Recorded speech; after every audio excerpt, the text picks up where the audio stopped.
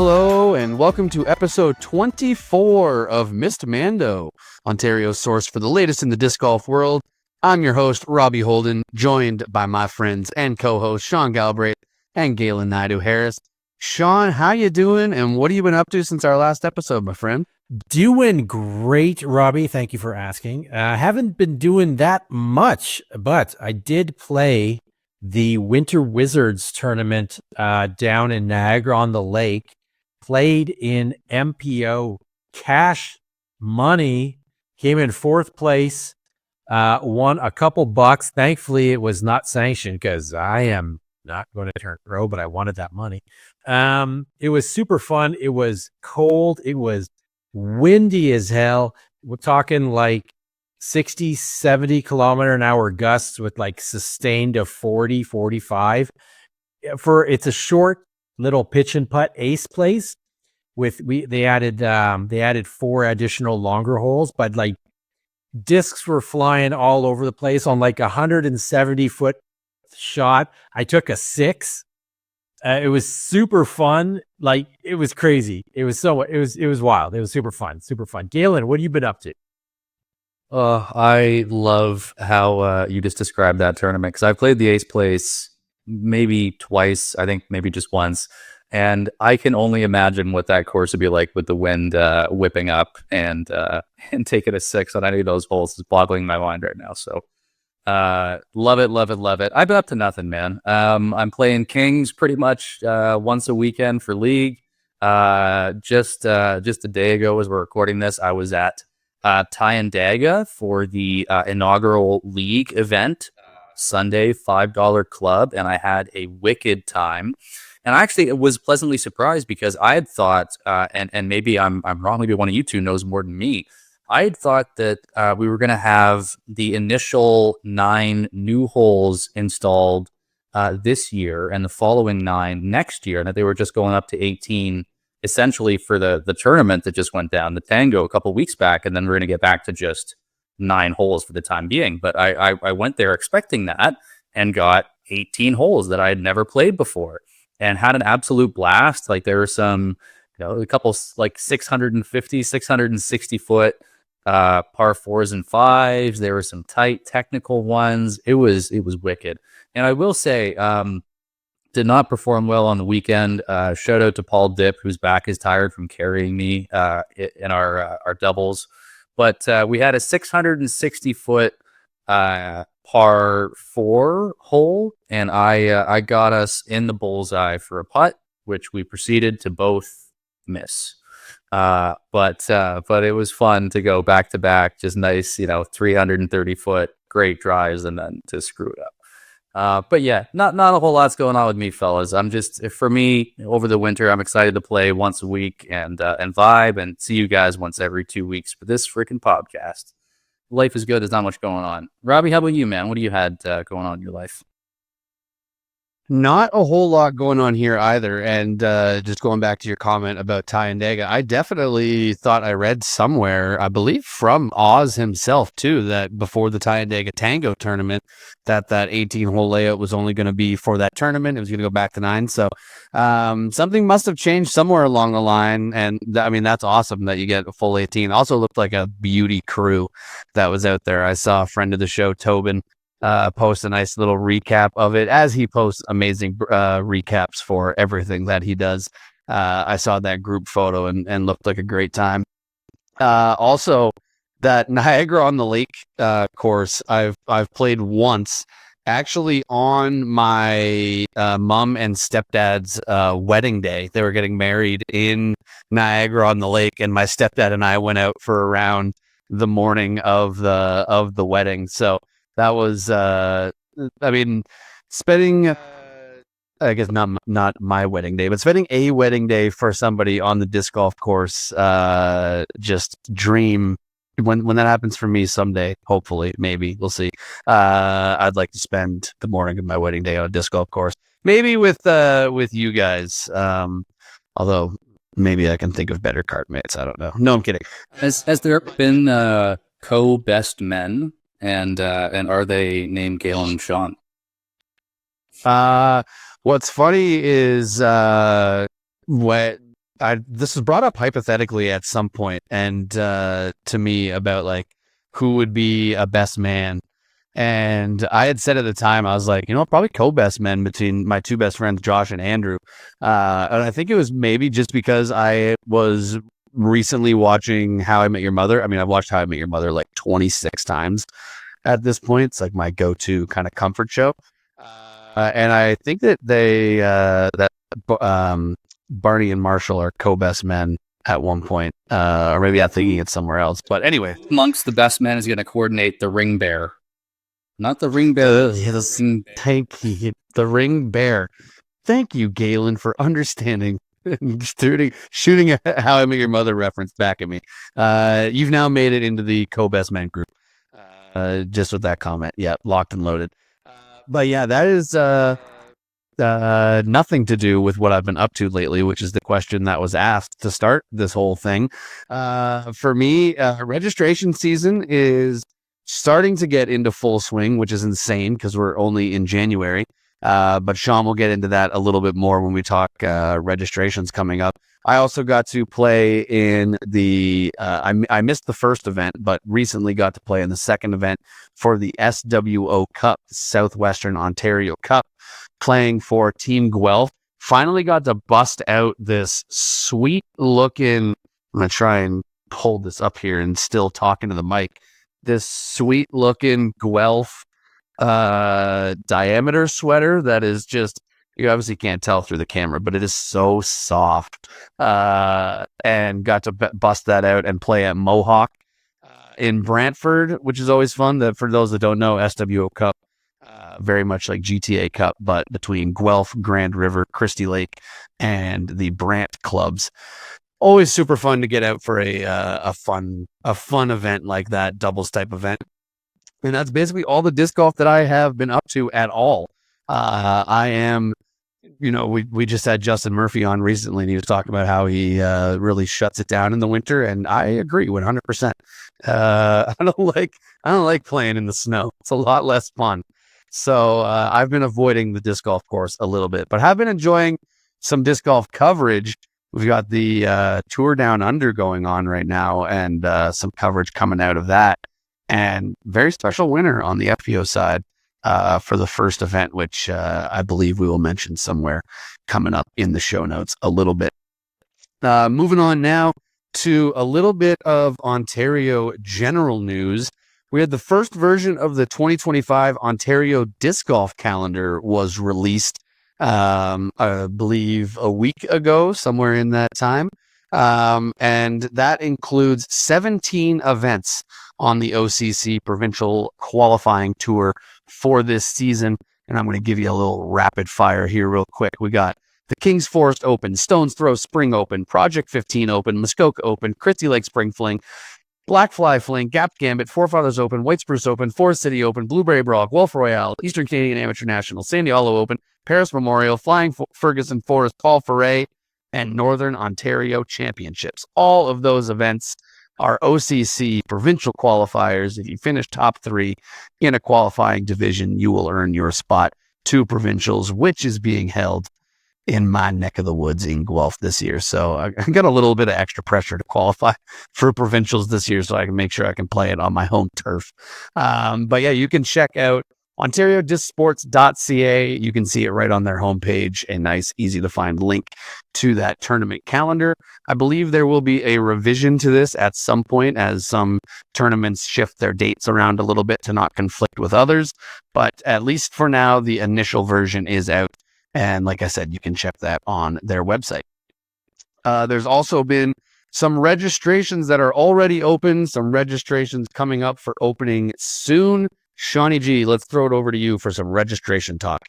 I am so excited that we can finally start talking about registrations again. We probably should have talked about a couple of them on the last episode. I totally dropped the ball there. My bad. Yeah, what are you going to do? Okay. So, registration is now open for the Toronto Open, and the Toronto Open has 3 different events. There's a flex start at Beaches and Bell. There is the AMs taking place on an expanded Dentonia, an 18-hole Dentonia, which is sick. Then there are the Pros Plus MA40 and, sadly for me, MA50 at Scarlet Woods. The Dentonia and Scarlet Woods divisions are happening on different days so that you can also play the other tournament that is open for registration, the King's Forest Open, happening the same weekend. Another can't miss event. Oz and Jeff and Kara have coordinated things so that, again, same divisions are playing different days. So you can play both tournaments, and you definitely want to do that. Other events that are open, Frozen 3 at Tudhope in Aurelia. That is going to be a fun one. It's going to be an expanded layout, as I understand it. And they'll have like 8 feet of snow. So bring the longest ribbons. You just tape an entire spool of ribbons to your discs. That will be super fun. The White Spruce Winter Thaw is open.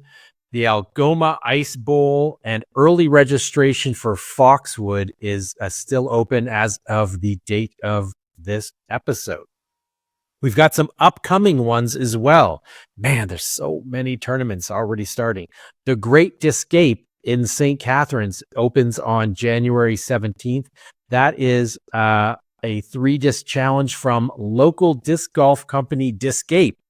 So that will be pretty cool. I think they did one down in London last year. That was a big success. So definitely check that one out. That's at St. Catharines. The Guelph Ice Bowl also opens up on January 17th.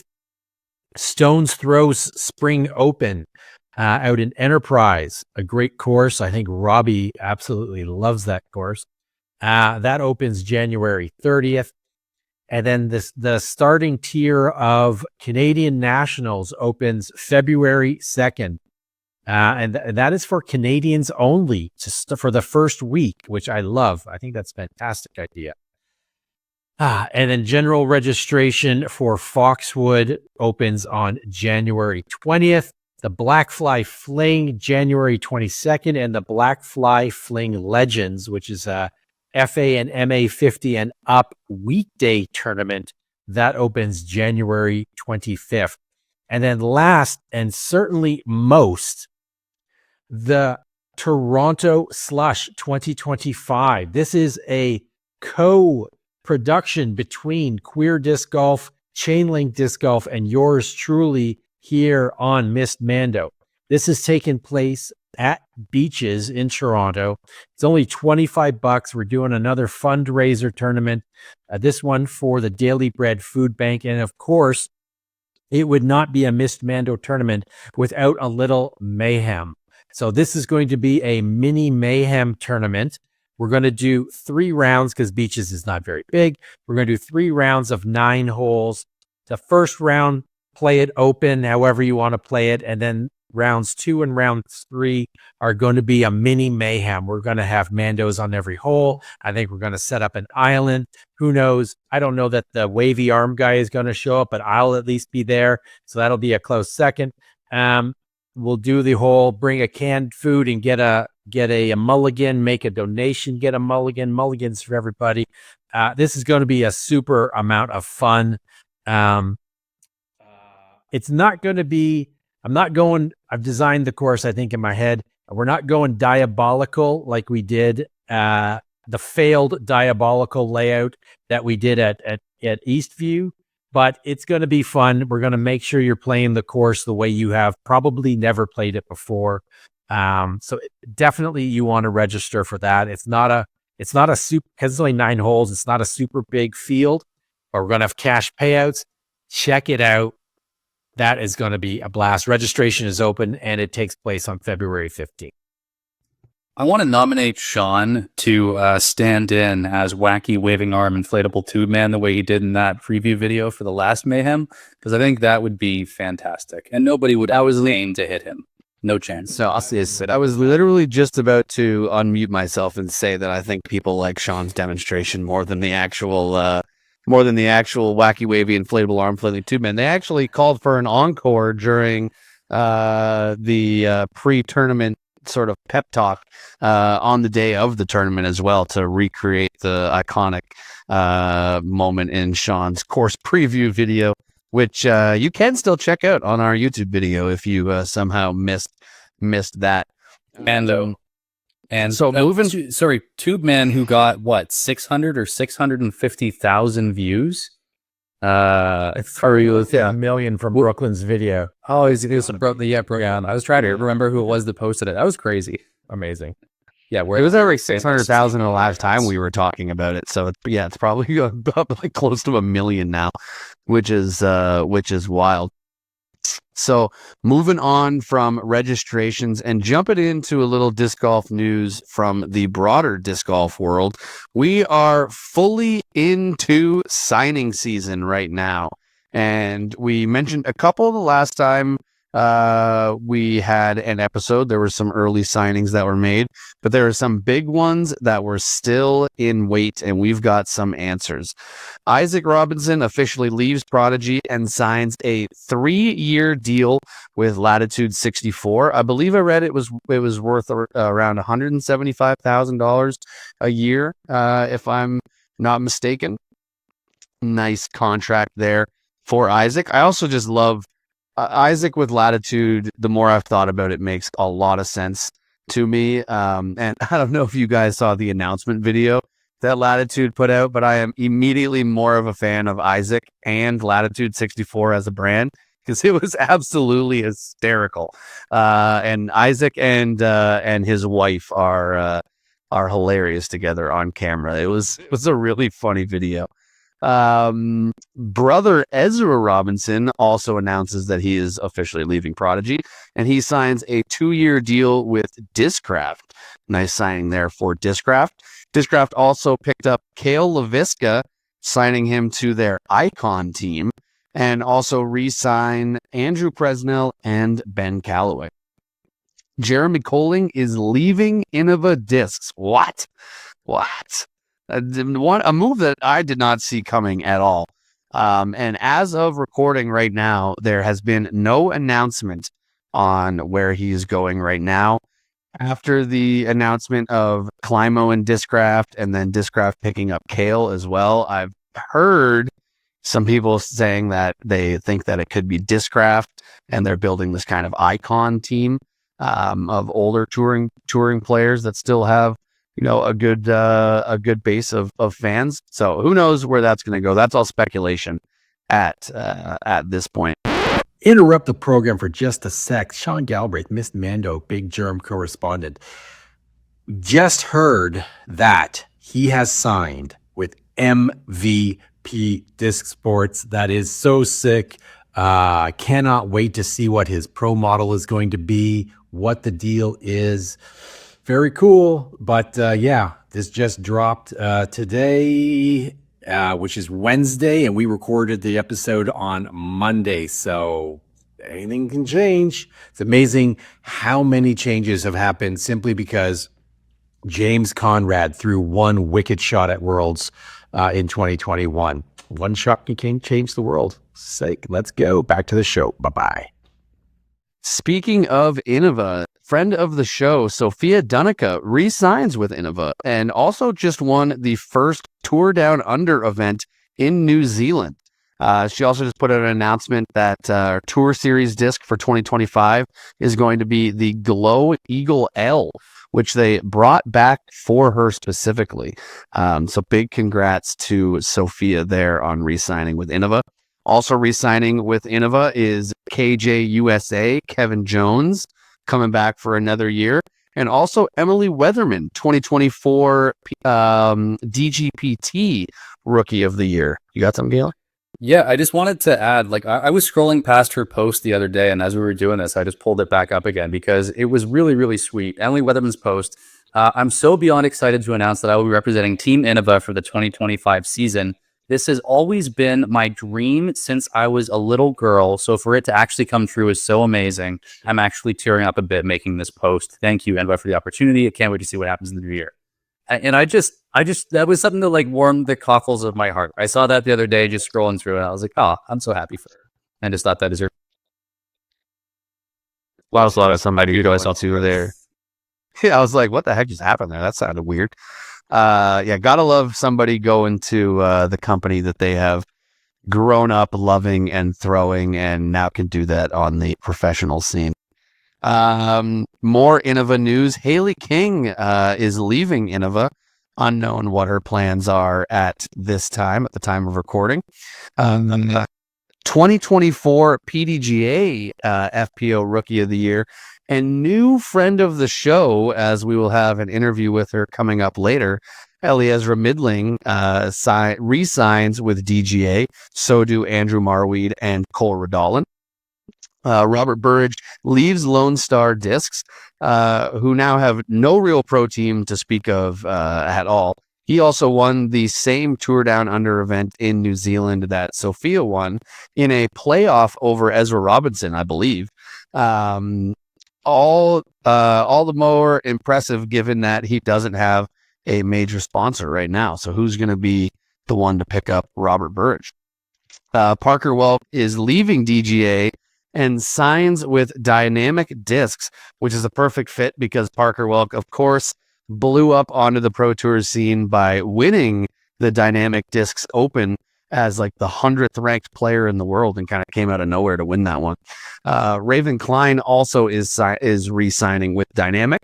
Colton Montgomery re-signs with Discmania for like his 9th season on Discmania or something like that. He's been there for forever. And last on our radar right now, at least at the time of recording, we may have missed a few, but last but not least, Mason Ford re-signs with Mint Discs.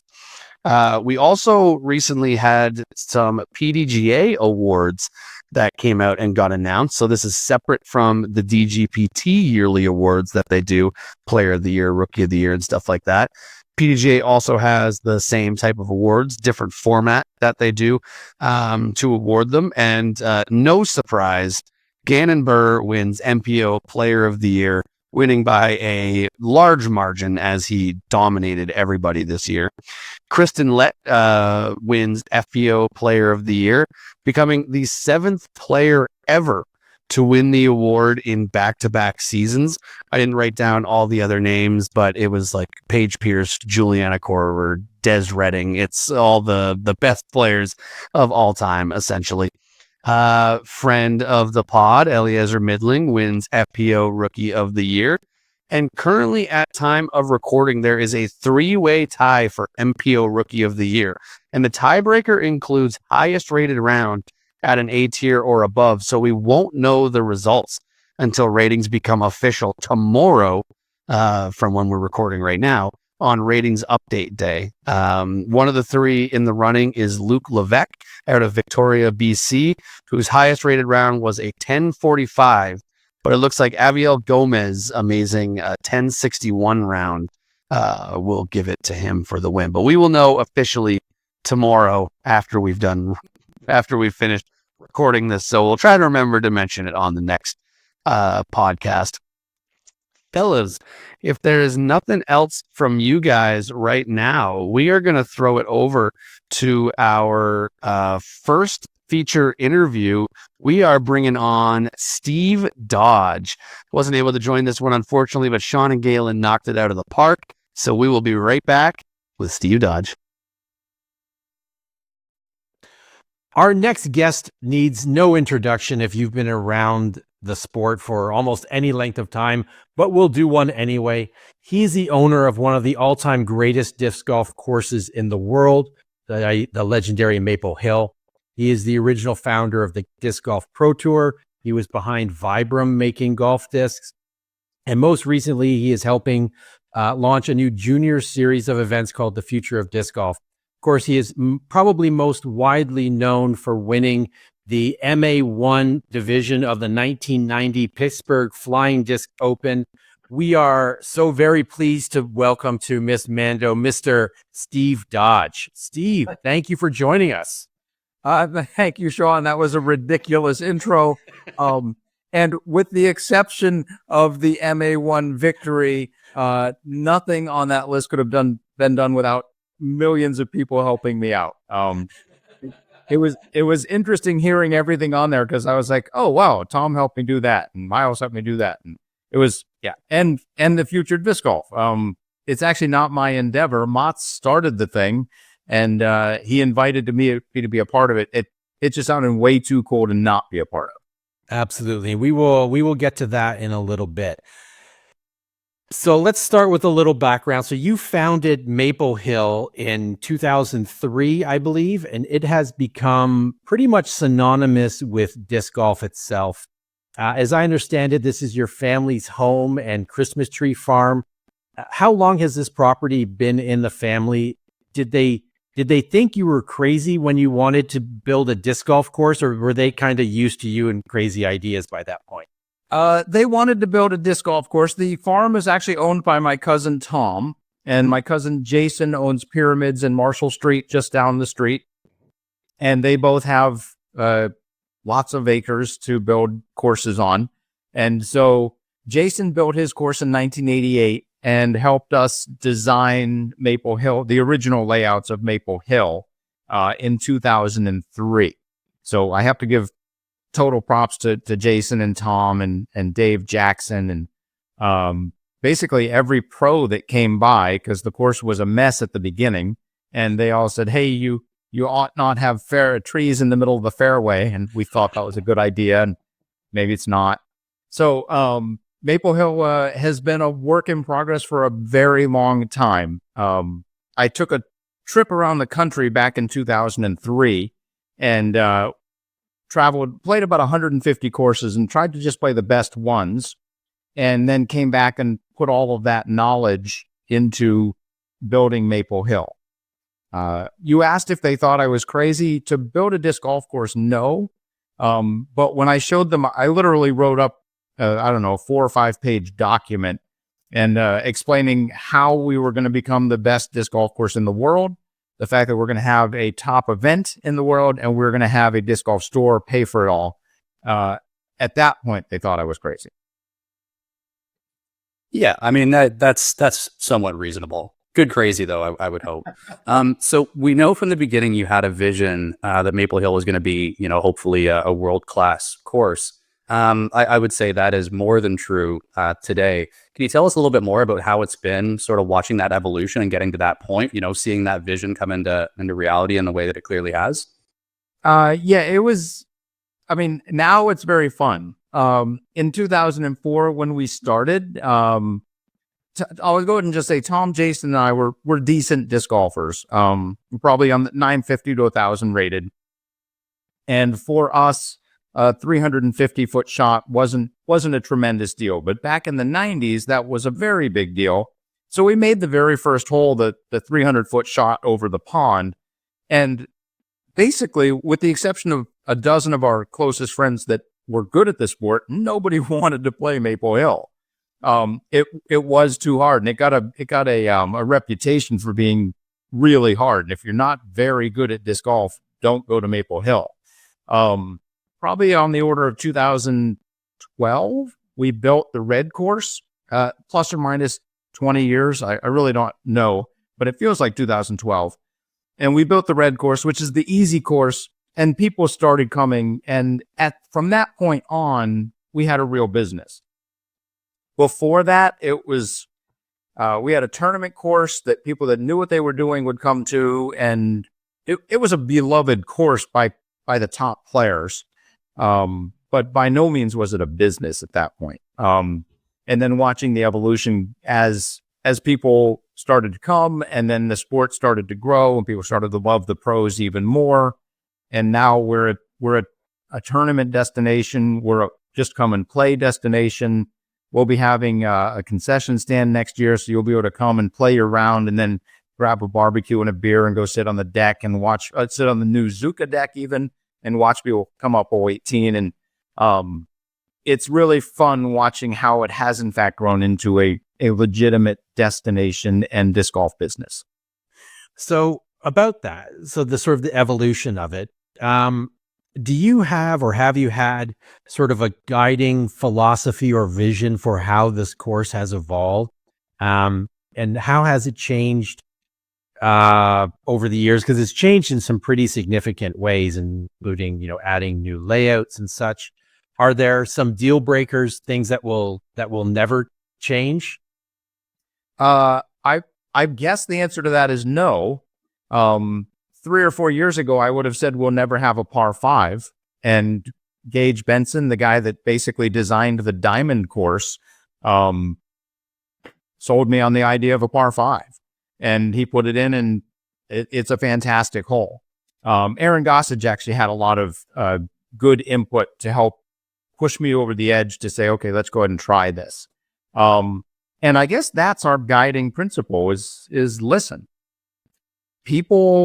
There's so many people with so many great ideas, and happily they are happy. They're willing to give those ideas to Maple Hill and say, you should cut that tree. Have you ever looked over there? And we listen to everything. And when it's a great idea, it gets implemented. It has to be approved by Tom, me, and Gage at this point. And we all come at it from very different points of view. So if it's implemented at this point, it's a really good change. Did you see the video of Ezra Adelhold throwing from the hole 9 basket to hole 14 across the lake? Oh, I have not seen that. No, I think I saw Simon go from 14 to 9. Yeah, Adelhold went the other way. It's a hell of a shot. And he made it. He made it. He made it clean easily. Easily. Yeah. Wow. Yeah, easily. Yeah, it was very impressive. Yeah. I haven't seen it. I will add it to my list. I will send it to you. Yeah, definitely used to at this point with the guests we've had on and conversations we're having, being made to feel human or perhaps less than human when I'm seeing some of these superhumans shred courses. I'm sort of picking up on balance being an important factor here. And as we were talking about earlier, this is an active Christmas tree farm you actually have the course operating on. So year to year, the course is, of course, evolving as the terrain does, as the farm does, trees, be growing and being harvested. How do you find that that synergy, balancing the needs of the farm with the needs of the course as time goes on? In general, Tom plants trees wherever he plants trees. And there was one year, probably about, I'll say 12 years ago, just because that's how everything happened in 2012. He planted a bunch of new baby Christmas trees on the upper fairway of hole 18. And right. And it was discussed that maybe that wasn't a great idea because there's a lot of people throwing right there. And he said they'll be fine or they're not, whatever. But he's never planted there again because 80% of those trees got annihilated. This baby, it's a foot tall and it's getting hit by a disc. It doesn't have a chance. But generally, I mean, Tom has had the Christmas tree farm. Well, his dad started it back in the 50s, I think, maybe the 60s. And you asked how long the farm's been in the family. I've heard a rumor, and I don't know if this is true, that this is the last farm maybe in Massachusetts or New England that's been handed down in the same family since the land was granted to the family from the king. So I know years. What, 1 or 2 years? 1 or 2 years there. Yeah, something like that. I don't want to look that up because I don't want it to be not true. So I'm not looking that up, but I am repeating it. It's too good to fact check. Yeah. And regarding too good to fact check, 100%. And so the synergy, the Christmas tree farm is Tom's business, and it goes every year, and we get to bale trees and see all the happy people, between Thanksgiving and Christmas buying trees, and that's lovely. And then an additional business is the disc golf course, and it just closes for the week after Thanksgiving, so Tom can sell trees, and that's the synergy. It really is sort of the perfect, marriage of two different industries that both need big plots of land. It does work well. Yeah. We're all the beneficiary of that. So you said in creating Maple Hill, you went all over the place looking at courses, and you've obviously continued to do so, I'm sure, since. If you didn't own Maple Hill, is there another course on the Pro Tour you wish you could have a go at, sort of redesigning or playing with in terms of the layouts and stuff? Wow. You mean what course would I own if I didn't own Maple Hill? Yeah, if you were Steve, here we are. We are granting you one other course on the Pro Tour to do with as you wish. Which course would you like? I have no idea the answer to that. I will mention a couple of courses though. There is a course, I think it's in Montana, called Diamond X. Oh, cool. And I would call it extreme disc golf. I don't think the Pro Tour should ever go there. But every time that I travel through Montana, which has been 3, I always stop at that course. You're playing along the tops of buttes. You've got baskets like literally on the edge, like drilled into the rock, like on the edge of a 400-foot cliff. Do not bring your good discs. Well, but you need them. It's, just the first time I played there, one of the locals showed me around the course, and I had about a 30-foot putt. I'll say it's 70 foot. It doesn't matter. 40-mile-an-hour winds coming right at us. And I was like, okay, this is stupid. And it goes over a 400-foot cliff. So I was just like, I'm just going to put this at the base. And so I just throw it. The wind lifts it up and throws it in the chains. Right. What? I was like, I've never seen anybody go that putt. I was like, you still haven't. That's so sick. So I would add Diamond X as we shouldn't have a tour stop there, but they should have a skins challenge or something, because that course is beyond pair. That's wild. It does sound wild. And then the other course that I can think of is, as I always mispronounce it, but it's Ala in Sweden, I think, maybe Finland. I think that's funny. Those are over there. I get it. Talking to Vincent, the owner, and the photos of that course are wonderful to see. It's so beautiful, so well manicured. He cares so much about what he's building. I think it actually is the number 3 course in the world, according to UDisc. So arguably, it is better than Maple Hill. So those. Yes, it is in Sweden. Sweden. Okay. Ala Disc Golf Center. Very good. And my apologies, Vincent, that I couldn't think of where you were from. I love also that the 2 courses you described sound like the exact opposite. Like nicely manicured, beautiful, and then the side of a cliff. Yeah. But I do take the side of the cliff. To this day, I would say the most memorable round of disc golf that I've played is just outside of Calgary, Alberta, Canada, at the Badlands disc golf course. And same thing, it's this, really just rough, jagged terrain. You're going up the side and down the side of these massive cliffs. And it's a tonal course too, so it just has those posts. Oh, beautiful. Yeah, I've only played it the once, and it still is the round of disc golf that I had the most fun, I think. I brought an ethereal Pathfinder in my carry-on bag with flare or whatever the budget airline is that I took, and it was awesome. Survive on disc golf. Yeah, seriously. Well, I'll shut up about that. And Sean does not ever like to shut up about how awesome it is to be on staff and volunteering at the MVP Open. So let's pivot here. We have Canadian Nationals coming up. We have some big events on our radar here locally. And so we were curious, perhaps for some of our listeners, some TDs in the area. You have Sean, who's driving all the way down from the GTA to volunteer at MVP. What are some strategies that folks could use to get more volunteers out to big disc golf events?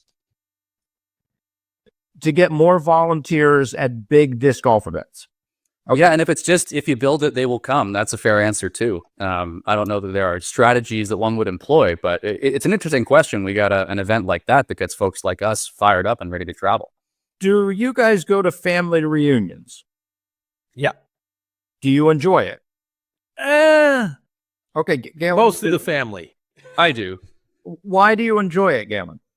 You just get to see all your favorite people, and like Sean's sort of alluding to, there's some chaos that can be baked in there. It's not always all rainbows and unicorns, but for me, it's the atmosphere and it's the people. That's why I love a family reunion. Yeah, and thank you. And then Sean, I'm glad you went because the way that you build a good staff is you make it fun for the staff to be there.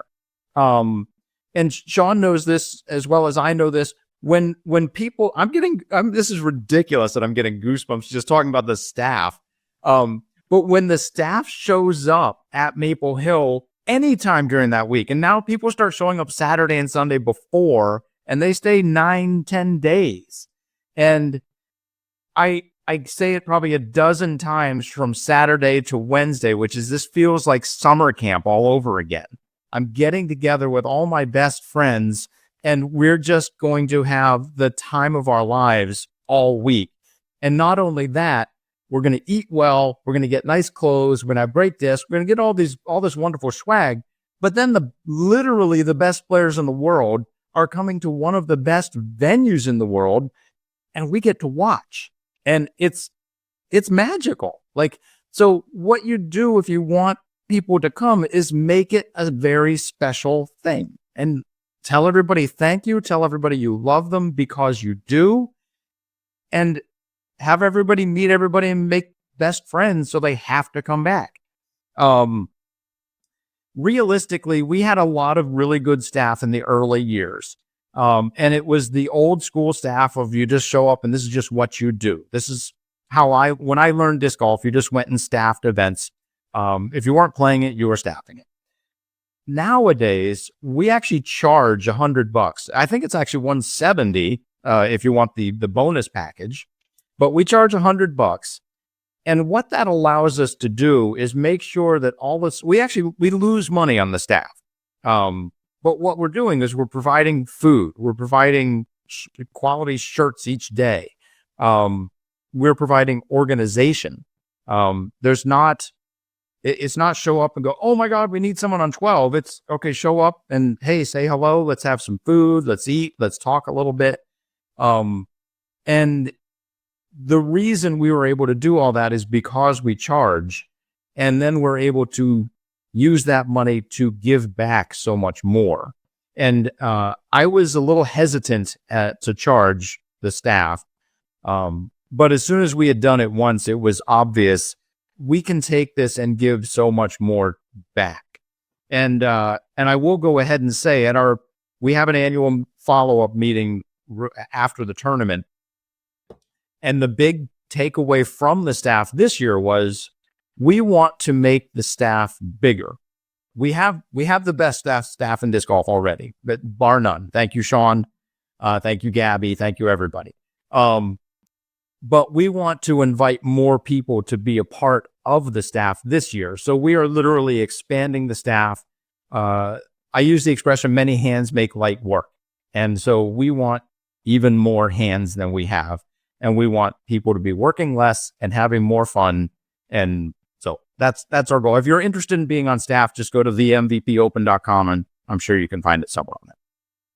So long as I still get hole 14, bring in as many staff members as you want. We had so much fun out there this year. We cannot wait for next year. You are hole 14's conductor. You are locked in for life. Yes. Awesome. So this course, as we've said, it evolves over time. How do you see the event evolving as players continue to push the limits of how you can actually throw a disc? How do you ensure that the event sort of stays fresh and a top tour spot in the calendar? Are there other events, like not even in disc golf, where you're like Formula One? Oh, they're doing that. I want to do that here. How do you flip this? How do you keep the MVP Open evolving to be truly the best? So there's two questions there. One that I heard. We're like 5. I don't know. There's It's kept going on. The first is, how do you keep the course relevant? And the second is, how do you keep the spectator experience improving? How to keep the course relevant is we review the stats after every year. We figure out what the weakest holes are. And there's two ways. Weak is one, the players are destroying it or the players are all getting the same score. There's also weak in the spectators have no chance of watching this hole. We want spectators to watch every hole. So how can we modify this hole? Two good examples of that. A couple years ago, we changed hole 9 to a par 4. And then last year we changed it to a long par 4. And then we changed it to a par 5. And that was primarily because hole 9 for the men was a really easy hole. Another example of that would be hole 7, which used to be a shot straight up the road. And it always bothered me that we were throwing up a literal road. Like there's gravel. Wasn't great. It was a great disc golf shot, but it wasn't a great hole to watch because throwing on the gravel is not fun. And Paul Ulibarri said the same thing about hole 1, which I agree with. I want to just put that out there. Like hole 1, you're landing on a road. That's something that I'm trying to work through. We have plans, but I don't know if they can get implemented. But anyway, so we moved hole 7 to the right about 50 feet through the woods. And now the spectators walk on the road and they're looking down, watching hole 7. So the hole itself didn't improve. It didn't need to, but the spectator experience improved. So there's two things that we're looking at there. And I'll go ahead and say that Charlie has been coming out probably twice a month already since the tournament. And we have some pretty exciting things planned for hole 17 this year, which is there's two reasons to change it. Number one, the players are just crushing it. The average is probably like 3.5. But the other reason is hole 17 needs some teeth. When I'm watching a tournament, if someone's down by 3 and there's 2 holes left, I want to be engaged. And at Maple Hill, if you're down by 3 and there's 2 holes left, you kind of don't have a chance. No. So I'll go ahead and say in 2025, you will. So for our listeners, hole 17 for the men starts up on an elevated tee pad, over a little bit of the tree farm, a corner of it, and then has a sort of a dog leg right over a hill to like almost like an elevated basket with a death putt behind it. Yeah. Do you know how you're thinking of tweaking it that you want to? Oh, I know exactly how we're going to tweak it. I'm not going to say how. So, it was about a 670-foot par 4, and they could get within 200 feet of it. So it was kind of a silly, like they couldn't run it, but it was a gimme up and down. So, yeah. Cool. Okay. Excited to see. It'll have teeth. And to your question though, that's what we look at. Oh, wait, did I talk about the So there were 2 questions there. Yeah, let's talk spectators. The second thing is spectators.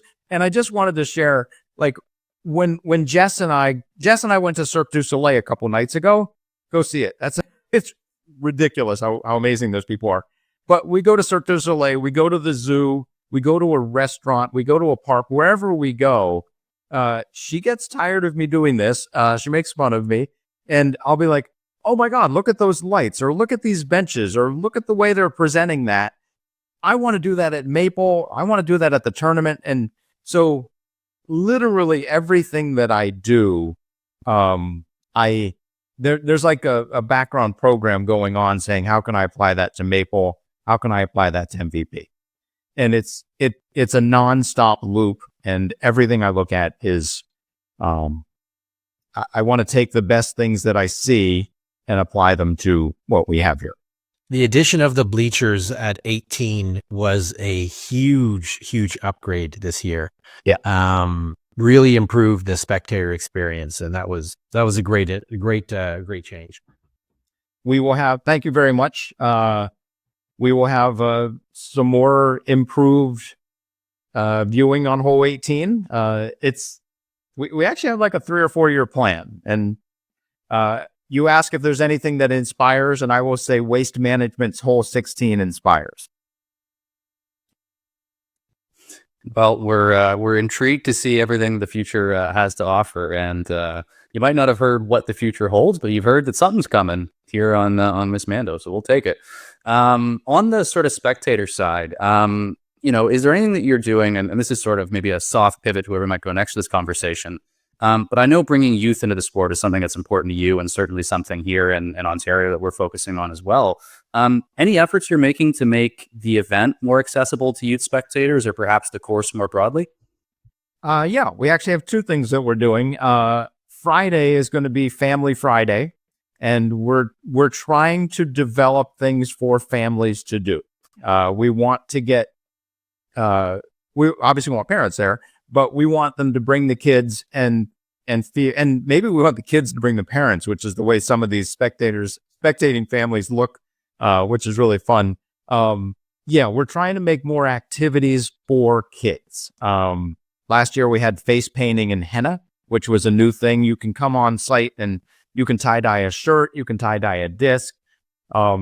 There's lots of new activities. There's a putting course, which is super fun. Lots of new activities that we're doing. I don't want to say specifically geared towards kids because I'm 56. I want to get my face painted occasionally. So everybody can get their face painted. And the lady that did it, she had stencils. So you could just say, I want Ricky Wysocki in blue. And she would just go, boop, boop. And it was like, it was super fast. This year it's going to be free, unless you want something, the big flower thing. But if you just want to get a stencil of your favorite player, just walk up and you got it. And I would love to see every face with a logo on it, so they know, I love these players. So that's the kind of thing we're doing to encourage kids to come to Maple Hill. But I think where you were really going, and I appreciate the segue, was Future Disc Golf. And that's an event where we're trying to bring the best kids to Maple Hill in August this year to an event called the Maple Hill Open. So that is going to be a junior qualifier for the Åland Open, which is the finals of the Future of Disc Golf, which is a junior series, if you will.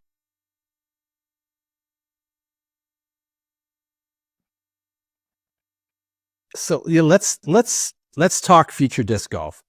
So back in December, there was a press conference with some sort of initial details regarding that series that will culminate in the big disc golf camp and the Åland Open in Finland.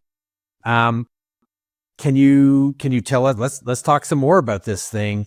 Where did it come from? What's sort of the guiding vision sort of behind it? And yeah. So if you haven't heard of the Åland Islands, I would recommend, after listening to this podcast in entirety, and maybe the previous one also, go ahead and look up the Åland Islands. And there's a guy named Mats who was tasked with making the Åland Islands a destination. And he chose disc golf as the reason for people to come to the islands. And wildly successful. They built, I never know the exact number, but I'm going to say 12 to 18 courses. It's a whole bunch of different islands.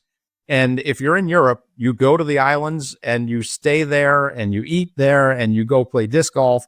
And then you come back to the lodge and you talk about all the birdies you got. And then you go and do the same thing at another island and rinse and repeat for as long as you want to. So that's the Åland Islands. So he was wildly successful in making the Åland Islands a disc golf destination, perhaps the number one disc golf destination. Like if you could go just one place, Maple Hill is the place I would go. Sorry, Mott. But number two would be the Åland Islands. And yeah. So that's where I would go. If I could go anywhere, I would go to the Åland Islands. And so he successfully did that. And the next step for him is to create a premier event that is hosted at the Åland Islands. And so Future of Disc Golf was created. So Future of Disc Golf is a junior series where there are qualifiers, and I would say quarterfinal qualifiers, and then there's semifinals, and then there's the finals. In the US, we have 10 qualifying events, which will culminate in the Maple Hill Open, where the top players will go to the Maple Hill Open. there's also going to be, well, I'm going to save some of that. We have a press conference coming up in about 11 days. So I'm going to save a little bit of that for the press conference. But so there's other stuff too. But basically, we have 10 events that will be qualifying for the Maple Hill Open. I've got a couple of things up there. My apologies. And then the winners of the Maple Hill Open will qualify for the Åland Open. And it's going to be the top 3 competitors in MJ18, FJ18, MJ15, and FJ15. So you got those 4 divisions. It's an amateur-based event, but I will go ahead and let you know that pros will be allowed to compete. And we're talking with the PDGA about how we're going to manage all that divisionally. But there's no payout, so no AMs have to worry about losing their status or anything like that. But the goal of the future of disc golf is to showcase the top players that are under 18, no matter their skill level. If there's a player that's on the pro tour that's under 18, they are welcome to compete in this. And in fact, we want them to compete in this because they are the future of disc golf. So we want all of the people, for example, we want all the kids to go and then maybe be inspired by these people that are on the pro tour. And that can help propel even more future of disc golf. That's really interesting. I didn't realize that was an aspect of it. So Eliezra Midtlyng, for example, even though she's pro, but she's 16, I think, or she may be 17 now, I'm not sure. She would be able to compete. 100%. That's interesting. So people who have been, I think that makes a certain amount of sense because you have really amazing juniors who are refusing cash simply to remain eligible for Am World, but are on that level already.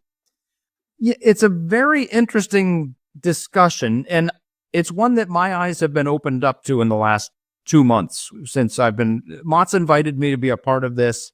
He wanted Maple Hill to be the qualifying event for the Åland Open. I said 100%, this is very cool. We want to make this happen.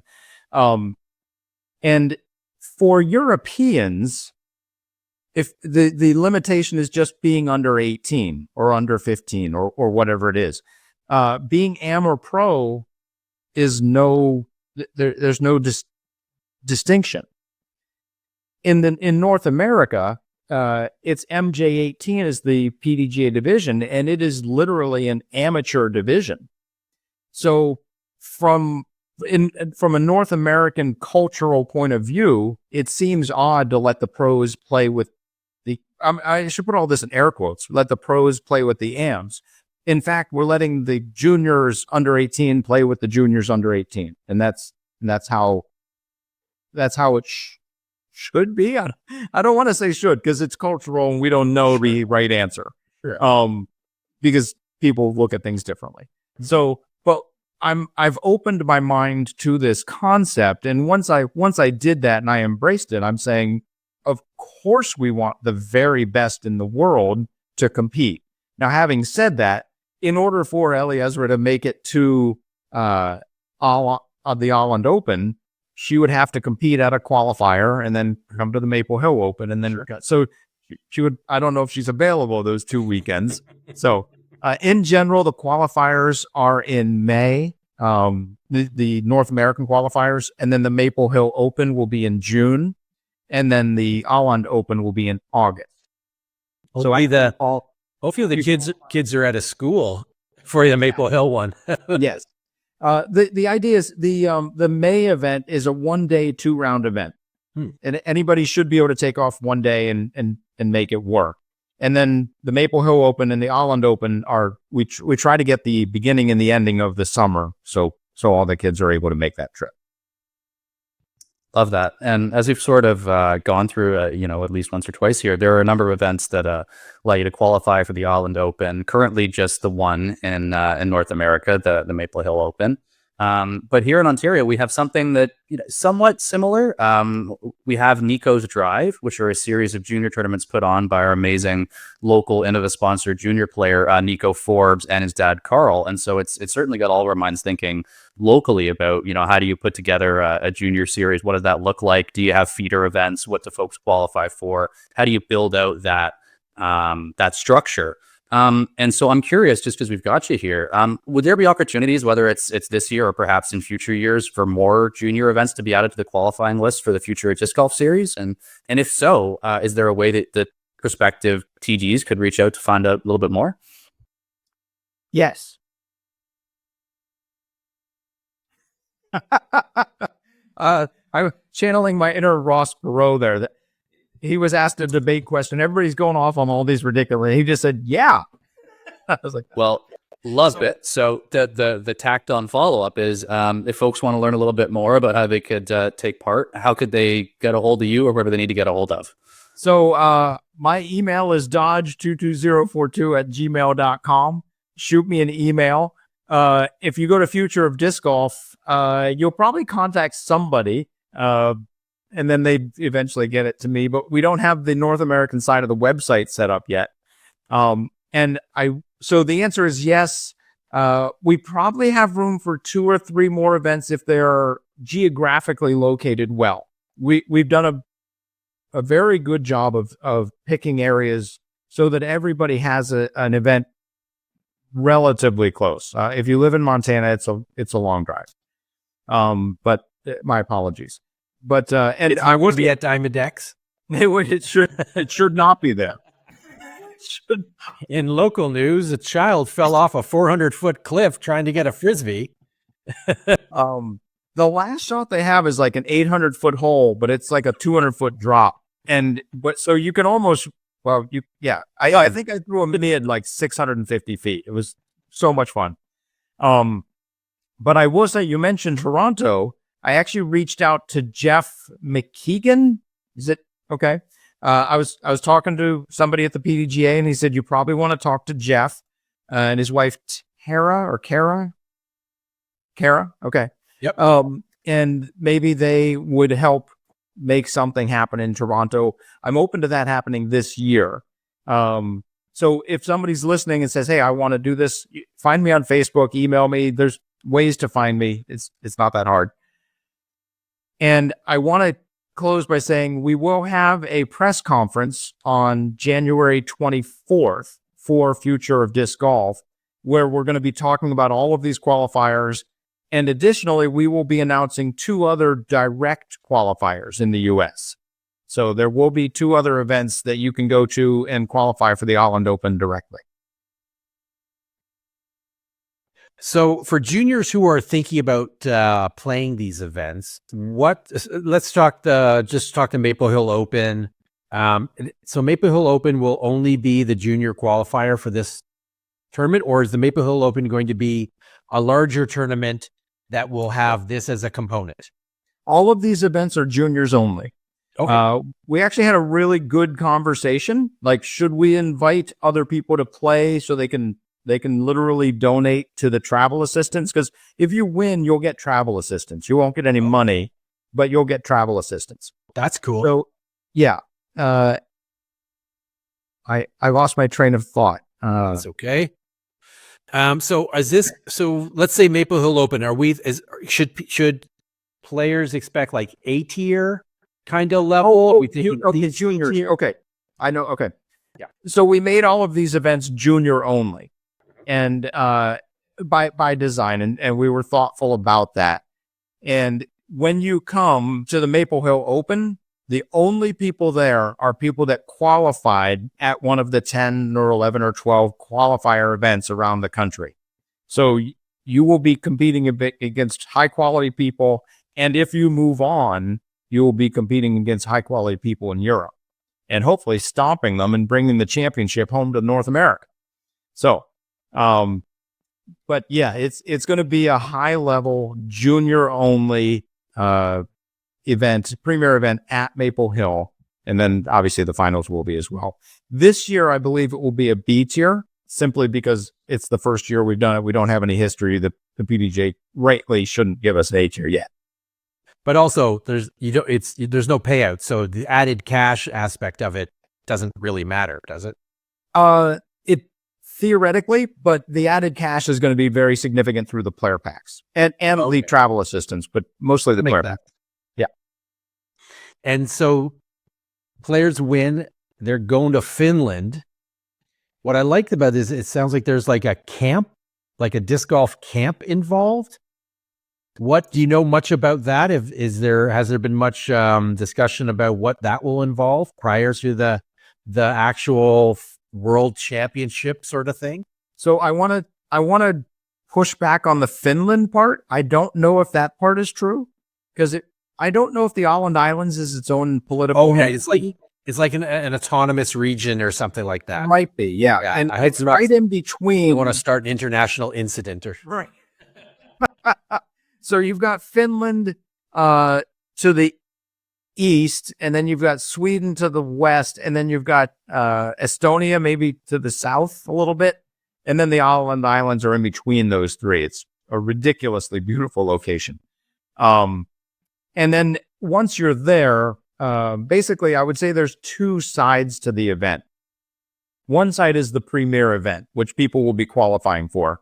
The other side is the camp, if you will. It's interesting because when we talk to the Europeans and they say the word camp, they have one thing in their mind, which is you've got clinics, you've got driving contests, you got putting contests. When we think camp, we're in a canoe, we're tents, we're singing songs, we got a campfire. Yeah. So I hesitate to use the word camp because I don't think that the North American version of camp is accurate. More festival? A festival, yes. Okay. I think that's a festival where you're going to go meet Avery Jenkins, and he's going to say, this is how we do the Discmania Academy. And you're going to go talk to whoever else, and they're going to do this. And it's going to be nonstop fun, but I wouldn't count on singing around the campfire. Although that might happen, but that's not why I would go. I was going to say, don't count that out. You never know. So sticking at Maple Hill, have you enjoyed hosting that restricted playoff field format that you've had? And is there any part of you that would want to see a full field take the course on instead in future years? How do you find that aspect? There are many. My wife Jess points out that I'm very bad at scheduling, and I oftentimes double book myself. And my apologies to everybody that's listening where I've had to call and say, I'm sorry, I double booked myself. I oftentimes want to be in two places at once. And regarding the MVP Open, this is another one of them. I love being able to have the locals come and compete at one of the best courses in New England against the best players in the world and showing the best players in the world what we've got. You've got Dylan Capiaccioli. I don't know how to pronounce his last name. My apologies, Dylan. You got Kyle Moriarty. You've got these guys have shown up to the MVP Open and been like on the top few cards, and it's really, really fun because like we know these guys. They're playing Team Challenge with us, and they're standing up to the best in the world on our home course. So I love that aspect, and there is a significant part of me that is sad that we've lost that because we're a playoff event. Not only a playoff event, but the final playoff event. The field is as whittled down as it can be until the Tour Championship. Having said that, I started the Pro Tour with Jason and Joe Proud and Kelly. We started the MSDGC for the purpose of having the very best in the world compete right here in Leicester. And I get immeasurable joy from knowing there are people who are practicing putting right now rather than listening to this podcast because they want to compete at Maple.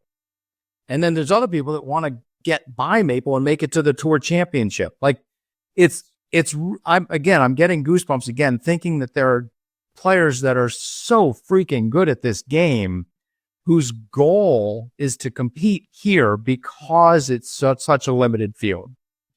So I can't, that brings me so much joy also. So I am 100% conflicted on this. And I think I'm going to segue for you this time. I think that's part of the reason that when David Graunik of Cosmic Disc Golf said, "Hey, Steve, can we host the Cosmic Open at Maple Hill?" I said, yes. Let's please make this happen. It's an A tier. MVP is going to present to the tournament, the Cosmic Open at Maple Hill. And we get the best of New England competing at Maple Hill. And it's sort of, it's a balm that I get to put on my bruised soul for not having the players be able to play the MVP. So yes, you perfectly segued for us. We were going to ask you about this. We heard about this Cosmic disc golf. So I know Cosmic from playing the glowy at MVP Open, which, I mean, come on, playing glowy at Maple Hill, it's so epic. So I assume that the Cosmic Open is not going to be a glowy tournament. Just want to clarify. I'm not going to rule out that there won't be any glow because They run late, but David is a little crazy, and it's really fun working with him on designing this tournament. But no, it's not a glow tournament. I think the pros I think MPO is playing maybe all gold, but maybe diamond and gold, and the women are potentially playing white, blue, diamond, but they're getting the real deal here. And they get to play the big course set up as hard as we can make it. And when is that going down? Do you know when registration opens? May 9th to 11th is when that's going down. And there's actually another A tier in New England, actually in central Massachusetts, the weekend before, at Meadowbrook, which is another highly Fantastic course. Yeah, another highly rated course in New England in Massachusetts. So if you're from out of the area and you want to spend 12 days in New England and play 2 back-to-back A tiers, this is a perfect opportunity. Do you host many like C and B tiers at Maple Hill? No. Well, actually, we do a league. We do a Cosmic monthly league, which is I think it's a 1-day C tier, actually, now that I think about it. Mm-hmm. So I guess we do. Yeah. I didn't think about it that way, but I think we actually do hold a lot of C tiers. Okay. Cool. 8 or 10. I take it. Yeah. It's an interesting you're looking to add this, certainly. And I'm sort of looking at my calendar going, okay, May 11th, what am I doing then? Can I get out?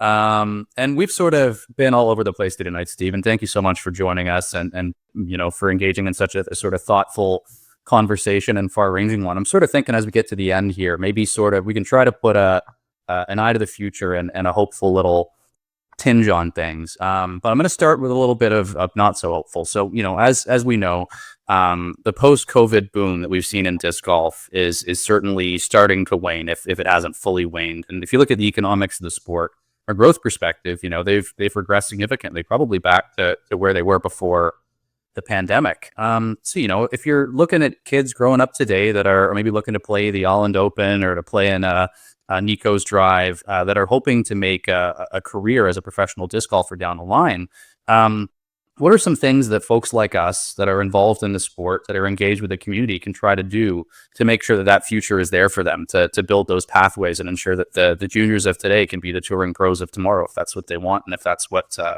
they wind up being able to do? So I want to push back on that point a little bit. Right now, the PDGA membership, like from 2023 to 2024, did drop, right? I think on the order of 4%. I don't know those exact numbers, but that's where it was trending. And so we're right around 130,000 members at the end of 2024. pre-COVID, again, I don't know these exact numbers, but I believe we were on the order of 70 or 80,000 members. And we were growing at a rate of 10 to 15% because disc golf is ridiculously fun. We all share it with everybody we know. So the sport for the last 40 plus years has grown at 10 to 15%.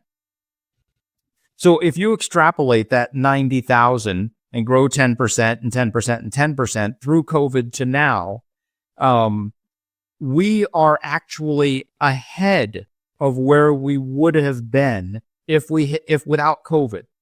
Without COVID, we would have just kept growing at 10 to 15%. With COVID, we grew at 70% and then 50% and then negative 4%. We are still very far ahead of where we would have been if COVID had not happened. So what you're saying is disc golf is like the S&P 500 of sports. 10% return, consistent, and you're going to have more people having fun than before. 100%. And if you want to jump on the pickleball fad and try to beat the S&P of sports, good luck. Who knows what's going to happen, baby? So, I'm calling it right here. Disc golf is ahead of where it would have been. And if we level out, and I believe I predicted 2 years ago that 2026 and 2027 would be the leveling. We'd see a drop in 04 like we did. And then we'd see a leveling and then the increase back to 10 to 15%. My prediction is 2025, the PDGA, which is really the only real measurable that we have. That the disc golf public has, is going to be flat, maybe a little up in 2025. In 2026, it'll be up 5 to 8%. And then in 2027, we'll be right back up to 10 to 15%. And that is what's happening is the 50 and 70% people, some of them are dropping off, which naturally happens. Not everybody, we didn't drop off, but some people who find the sport naturally will drop off. And that's a percentage. And when you're growing slowly, it just trickles out and you just keep growing. But when you go kaboom, then you've got that still the same percentage of people is falling off, but you don't have that those extra people going in. So that's what we're seeing. And you alluded to that correctly, but I will push back hard against the idea that we are behind where we would have been. No, you totally push away. I'm happy to be proven wrong. Sean tries to do it often. He's rarely successful, so I'm glad somebody's here that can help. But I guess so. I would stick to the spirit of the question, though. There are some challenges. There's a speed bump or two, perhaps, and I've always had faith that we'll be able to overcome them. Whether you're agnostic about the future of the sport or hopeful or pessimistic, what are some things that folks can do to try to make sure that those kids that are growing up, that are looking at a future in disc golf and how to try to make it a reality, what can we do to build that pathway for them? Okay. Thank you very much for actually saying the question again, because I ignored it completely. A perfect politician. The things that we can do, the one thing that disc golf has always done well is grassroots. We do all love this game so much. When you throw that disc and it just turns a little bit to the right around that tree, and then it hooks back around that other tree, maybe it does a flare skip into the basket, but maybe it doesn't. Those are the things like we can't help but get so excited and feel so much love. And when somebody else does it, it doesn't matter. It's still you feel how beautiful that event was. And then when we can't help but want to pass that down to our children and to your children and everybody's children. And so the PDGA is doing some stuff trying to get disc golf into schools, high schools, and K through 12, I'll say, with their PDGA grant. If you know somebody that works at a school or is even remotely associated with a school, tell them to go sign up for the PDGA school grant program. They'll get $500 like that, and they can get some discs and some baskets, and at the very least do a 2 or 3 week program. And then bringing kids to events, showing kids. This is actually part of the reason I started the Pro Tour. the number one reason for the Pro Tour is because we have, that I started the Pro Tours, we have so many amazing players that were living out of their cars because they couldn't help but play disc golf. And I said, these people are so amazing, they need a better stage. And so that's what the Pro Tour was. The secondary reason for making the Pro Tour, I literally did give a pickleball example in many, many interviews. When you I learned pickleball in high school. I would never continue playing. This is back in the 1940s. And I would never continue to play pickleball because there was no pro pickleball. That's stupid. Like, obviously that doesn't exist. So I'm not going to play that game. In college, I learned disc golf, and in college, it didn't matter to me as much that there wasn't a pro level, because for me in college, I had a lot more tight friends, and the friends that I was tight with were disc golfers. So for me, that was enough. But as we are less mature, theoretically, I was more mature, I was older. If we can look up to a hero, that is, if I can have a poster of Paul Macbeth on my wall, and I can tell my friends he makes $1 million a year, and if I can, or have Ricky or Simon or Gannon or Calvin or anybody, and any of these great players, and I could list just as many women. Don't bash me for that. Although that is an important aspect of it, because if you want to grow the women's side, you want to have hero women as well.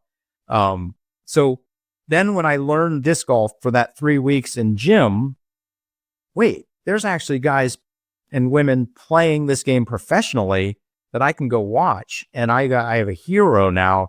I'm going to stay in this sport because it is cool. So for me, that's a wonderful bonus, but it was in fact part of the whole thinking behind the Pro Tour. We want to put these people on pedestals so that kids that learn the sport can have heroes and want to continue to play. We gotta give kids heroes. So we've gone way over the amount of time that that you graciously gave us. But before we go, we have a lightning round here on Missed Mando that we want to run you through. So just off the top of your head, first thing that comes to mind, that kind of thing. First question. No blue. First question. What was that you were drinking there? Oh, this is Spindrift. This is blood orange Spindrift, to be specific. This is my favorite flavor.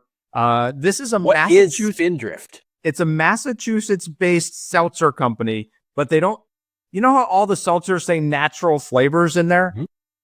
I don't know if you can read that one, but this one says water and blood orange. They put the stuff in that's supposed to be in it, so it's just a better drink. They would be an amazing sponsor of the MVP Open. It's from your words to God's ears. We only ask the hard-hitting questions here on Miss Mando, like what is that can you are currently holding? So again, hard-hitting, serious questions. What is the hardest course that you have ever played? And was it that one on the side of the cliff that you were talking about earlier? It was that one on the side of the cliff, Diamond X, without a doubt. If there was one sport that you could play or watch that isn't disc golf, what would it be? Assuming I hear there are other sports in the world, allegedly, but so what would it be? Ultimate, professional ultimate, or actually, it's not enough to club ultimate. Just high level ultimate, in my opinion, is the best spectator sport. I dig it. Whether it's a karaoke bar or on the highway, windows down, what is the song that will instantly make you just start belting it out, turn the volume up, and have the time of your life? Best sing-along song. It is funny that I don't know the title of it, but it's by Soul Coughing, and it's Move Upside, Let the Man Go Through, Let the Man Go Through. Mm-hmm. I know it well. I'm also a child of the 90s. Or ABBA, The Winner Takes It All. Either one. So works. What is your your favorite place to stop for food on a road trip as you're belting out soul coffee? Wow, that's really fun. Jess and I go, we travel, which is a fun thing to do. I encourage it. But whenever we go, she is a foodie. And so she makes sure we hit, I've never eaten better, and it's wonderful. However, every new city we go to, if we're there for more than 2 days, I get to choose one fast food restaurant to take her to. For me to choose one fast food restaurant would be Jack in the Box is actually the best. But I've gotten to the point now where I have to order for her because I go there and like I know what's amazing, and she'll like order something else that she wants, and it's like, but I'm like, we're at Jack in the Box. You get the breakfast sandwich. That's the end of that. So now we go to fast food restaurants once every 2 or 3 days. Actually, that's not anywhere near true. But I get to take her to a fast food restaurant every now and again. And Jack in the Box, I'll say, is my favorite. Yeah, no, you go to McDonald's, you order a Big Mac. You don't mess with the salads. Don't be silly. 100%. And how about a comfort movie? What movie never gets old no matter how many times you've watched it? Wow. There's so many. A comfort movie, Top Secret. Fantastic choice. I know Little German. He's right over there. He's just a little horse. That's a legendary movie. Outstanding choice. Last question. If you could have any superpower, what would it be? Well, I'm actually going to steal, this is from old school Elon Musk. And I've always wanted to say this answer, and I have to admit that it's from him. I would like a removable arm for spooning.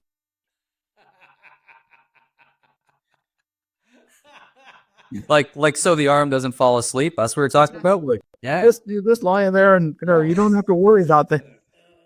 I had never considered that is a thing that anybody would wish for, but now that I've considered it as an option, I want one immediately. Fantastic.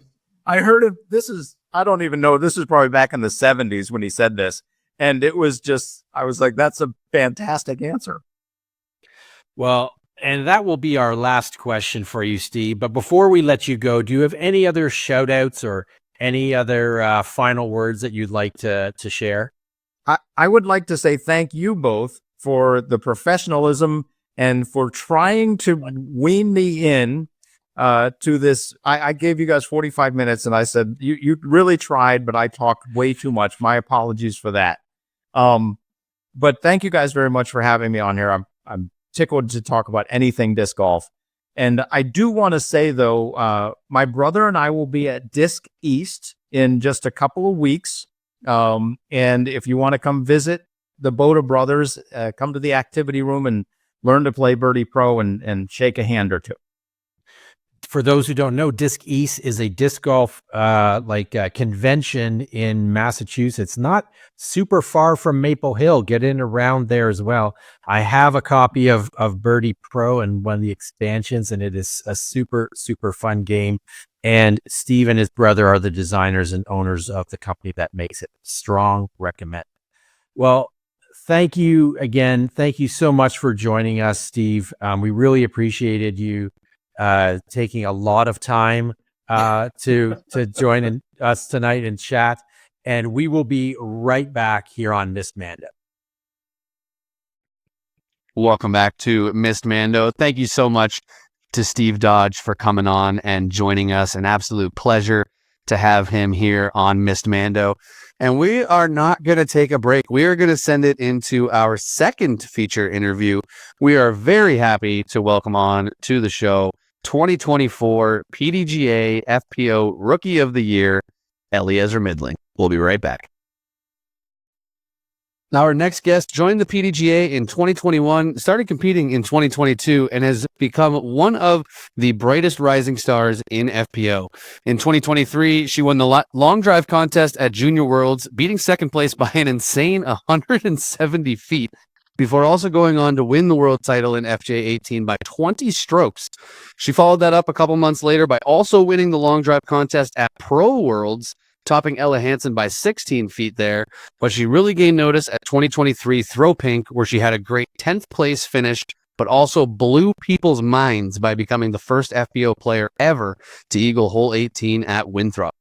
In 2024, she joined the Pro Tour full-time, winning the long drive contest again at All-Stars, collecting 3 top 10 finishes, including second place at the Des Moines Challenge, and was named the 2024 PDGA Rookie of the Year. It's a pleasure to welcome to Miss Mando, Eliezra Midtlyng. Eliezra, thanks so much for joining the show. Thank you. Thanks for having me.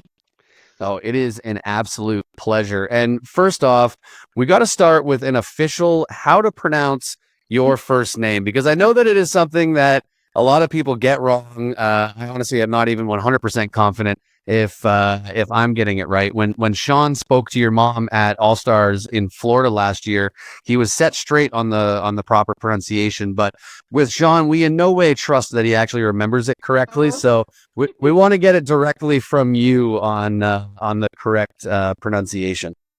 Okay. Well, the correct way to say it is Eliezra. You really emphasize the two different halves, and it's Eliezra. It's kind of like E-L. You say L, and then E, and then Ezra. Eliezra. Perfect. Easy peasy. And the follow-up to that, do you have any like version of the way people say your name that you absolutely hate the most? Is there one that is like really been so far off that you're like, how does that even happen? A couple people have called me Eliezra. That one's not my favorite. Is Ellie okay? Ellie is perfect. That's usually how I introduce myself anyways. It's sweet, easier that way. For sure. Before we get into your rise in the pro scene, I want to ask a little bit about your start in disc golf. We mentioned in your intro that you joined the PDGA as recently as 2021. That's when I joined. We're all COVID players, except for I think probably Robbie here. Was that also when you first started playing disc golf, or had you been playing for a little bit at that time? What was it that, or who was it that originally sort of got you into the sport, and how quickly were you able to develop that arm of yours where you're out throwing a lot of the men on the pro tour?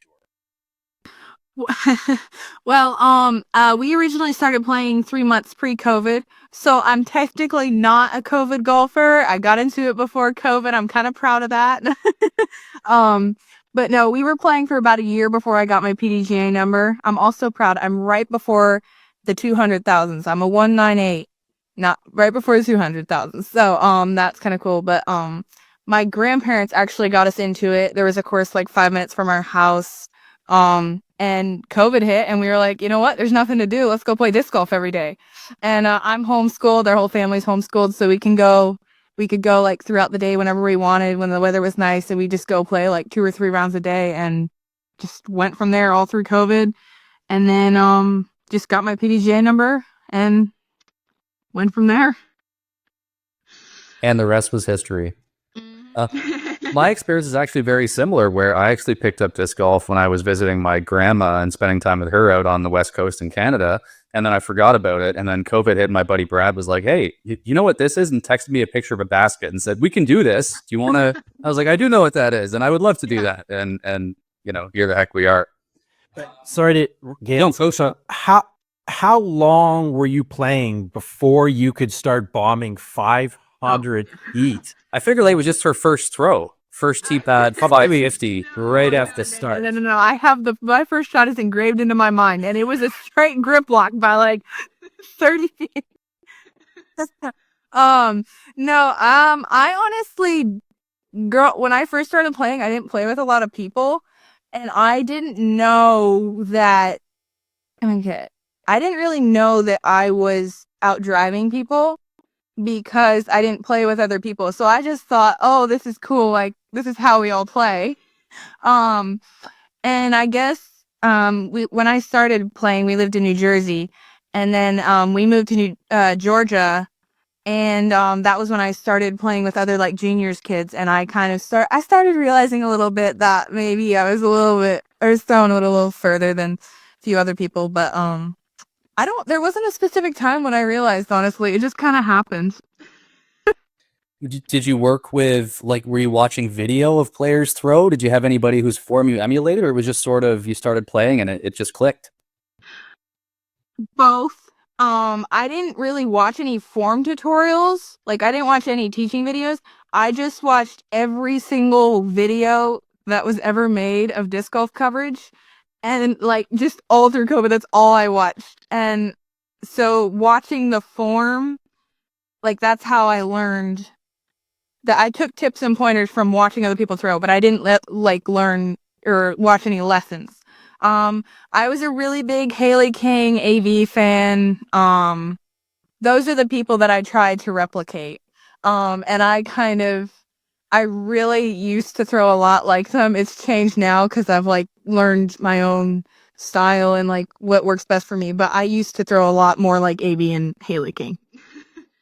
Well, good company to keep, and you're doing a pretty dang good job, whatever you're doing. So sort of looking ahead a little bit from that start pre-COVID, after a first really solid year of competing back in 2021 and then 2022, I think 2023 maybe was where you really burst onto the scene, at least perhaps for some of us here. You played in some FPO events early in the year, but declined some cash to make sure you keep your amateur status and play in Junior Worlds, where of course you took down the win. Was winning Junior Worlds before you went pro a goal of yours? Was it just sort of the way that your year unfolded? And when was it that you actually decided, you know what, I'm going to take some cash and look ahead at what's coming next? Well, when I decided I was going to go pro and I won an age here and there was $1,500 and I was like, that's a little too much money to turn down. I was like, it was a goal to win a junior amateur championship before I turned pro. At Junior Worlds, I wasn't honestly really thinking about, okay. There we go. Okay. At Junior Worlds, I wasn't really thinking about going pro at all at that point.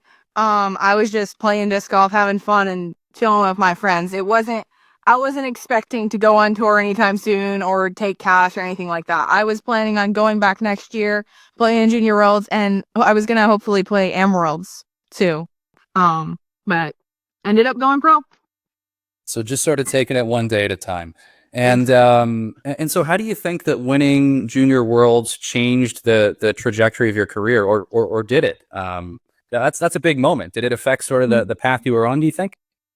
Yeah, it was kind of like, oh wow, I can actually do this type moment for me. I was like, oh, and also just like that was my first, obviously like my first big win, and that was a really good feeling, winning a Junior World title. So I was like, man, I really like this. I don't know. I'm sorry. What was the question again? It's totally okay. No, we got lights that are going off, car doors we have to open and close. It's all good. I know. It's the battery. It's saving the battery. I totally get it.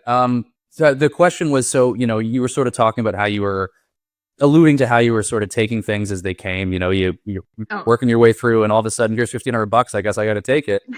Do you feel like the path you were on, or the way you thought about disc golf, was that changed after you won Junior Worlds? No, it wasn't. Honestly, I just thought after Junior Worlds, I went home. Day after we got home, I just went back out and played my home course and kept playing disc golf. Like, the only thing that changed is I was Junior World Champion. Nothing else changed. My mindset didn't change at all. Not one bit. I was just having fun throwing discs. I love that, because so many times people get into a sport that they started for the fun of it, and they start to become really competitive at it, and it starts to become a profession for them. Mm-hmm. They lose that sort of fun aspect of really enjoying it. So hearing that mindset from you, I really enjoy it, and it really all is about the fun. The more fun you can have while being out on the course is better for sure. But so in a 2-month stretch, you won the long drive contest at Junior Worlds and the long drive contest at Pro Worlds, an incredible feat to do both in the same season. How much fun do you have unleashing your power in long drive events. And after winning the long drive contest at the All-Star event as well, is it safe to say that you're the number one distance thrower in FPO right now? Well, I don't know. There's quite a bit of competition out there. This year was a little rough for me. I think I can still keep it up there with the ladies, but I mean, Taylor and Ella are they're pretty good. If y'all haven't seen, they are. I think we're all pretty good. Taylor, I don't remember how to pronounce her last name. Yeah, we won't. Taylor is Disite, I think. Taylor on Instagram. And Instagram. Taylor C. She can absolutely bomb as well. I think the distance competition at Worlds and stuff in going forward is you're going to have some serious competition, and I'm excited. And I like it like that. I like it with competition. At All It's good Stars, for the sport too. It's good for the sport. I mean, you beat Ella last year at All Stars, but it wasn't by a huge amount. It wasn't like you outthrew her by 170 feet or something like you did at juniors. 170 feet also notably is my max distance. It is 100%. That Yeah. out there. Yeah. That for you with your 14 speed drivers, absolutely.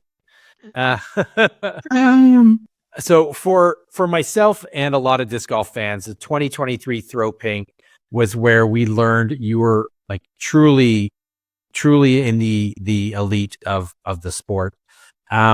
Not only becoming the first FPO player to eagle hole 18, but also getting on lead card for round 2 and ultimately finishing 10th in an absolutely stacked field of the best in the world. Take us through that weekend. What was it like for you as more and more fans started to take note of you and how talented you are, and following the card and being on coverage? Like, what was that like? I felt like a celebrity. I was like, oh my Absolutely. gosh. I just couldn't believe I was at that course. That was a very last minute decision to go. I actually won the last qualifier that you can possibly win in the year to go to Throw Pink. So it was a very last minute decision. I got there. I couldn't believe I was there. I was just like, oh my gosh, this course. Because Winthrop is actually like my favorite course ever. Like, I love that course. It's just so fun. But being there with all those players, like, I would play with Kristen Tatar for like 2 rounds. I was playing with Evelina. Evelina's like my favorite cardmate ever. I was so starstruck. I couldn't believe it. And then like after my rounds, I mean, for one, I wasn't expecting to play well at all. I was just like, let's just go have fun.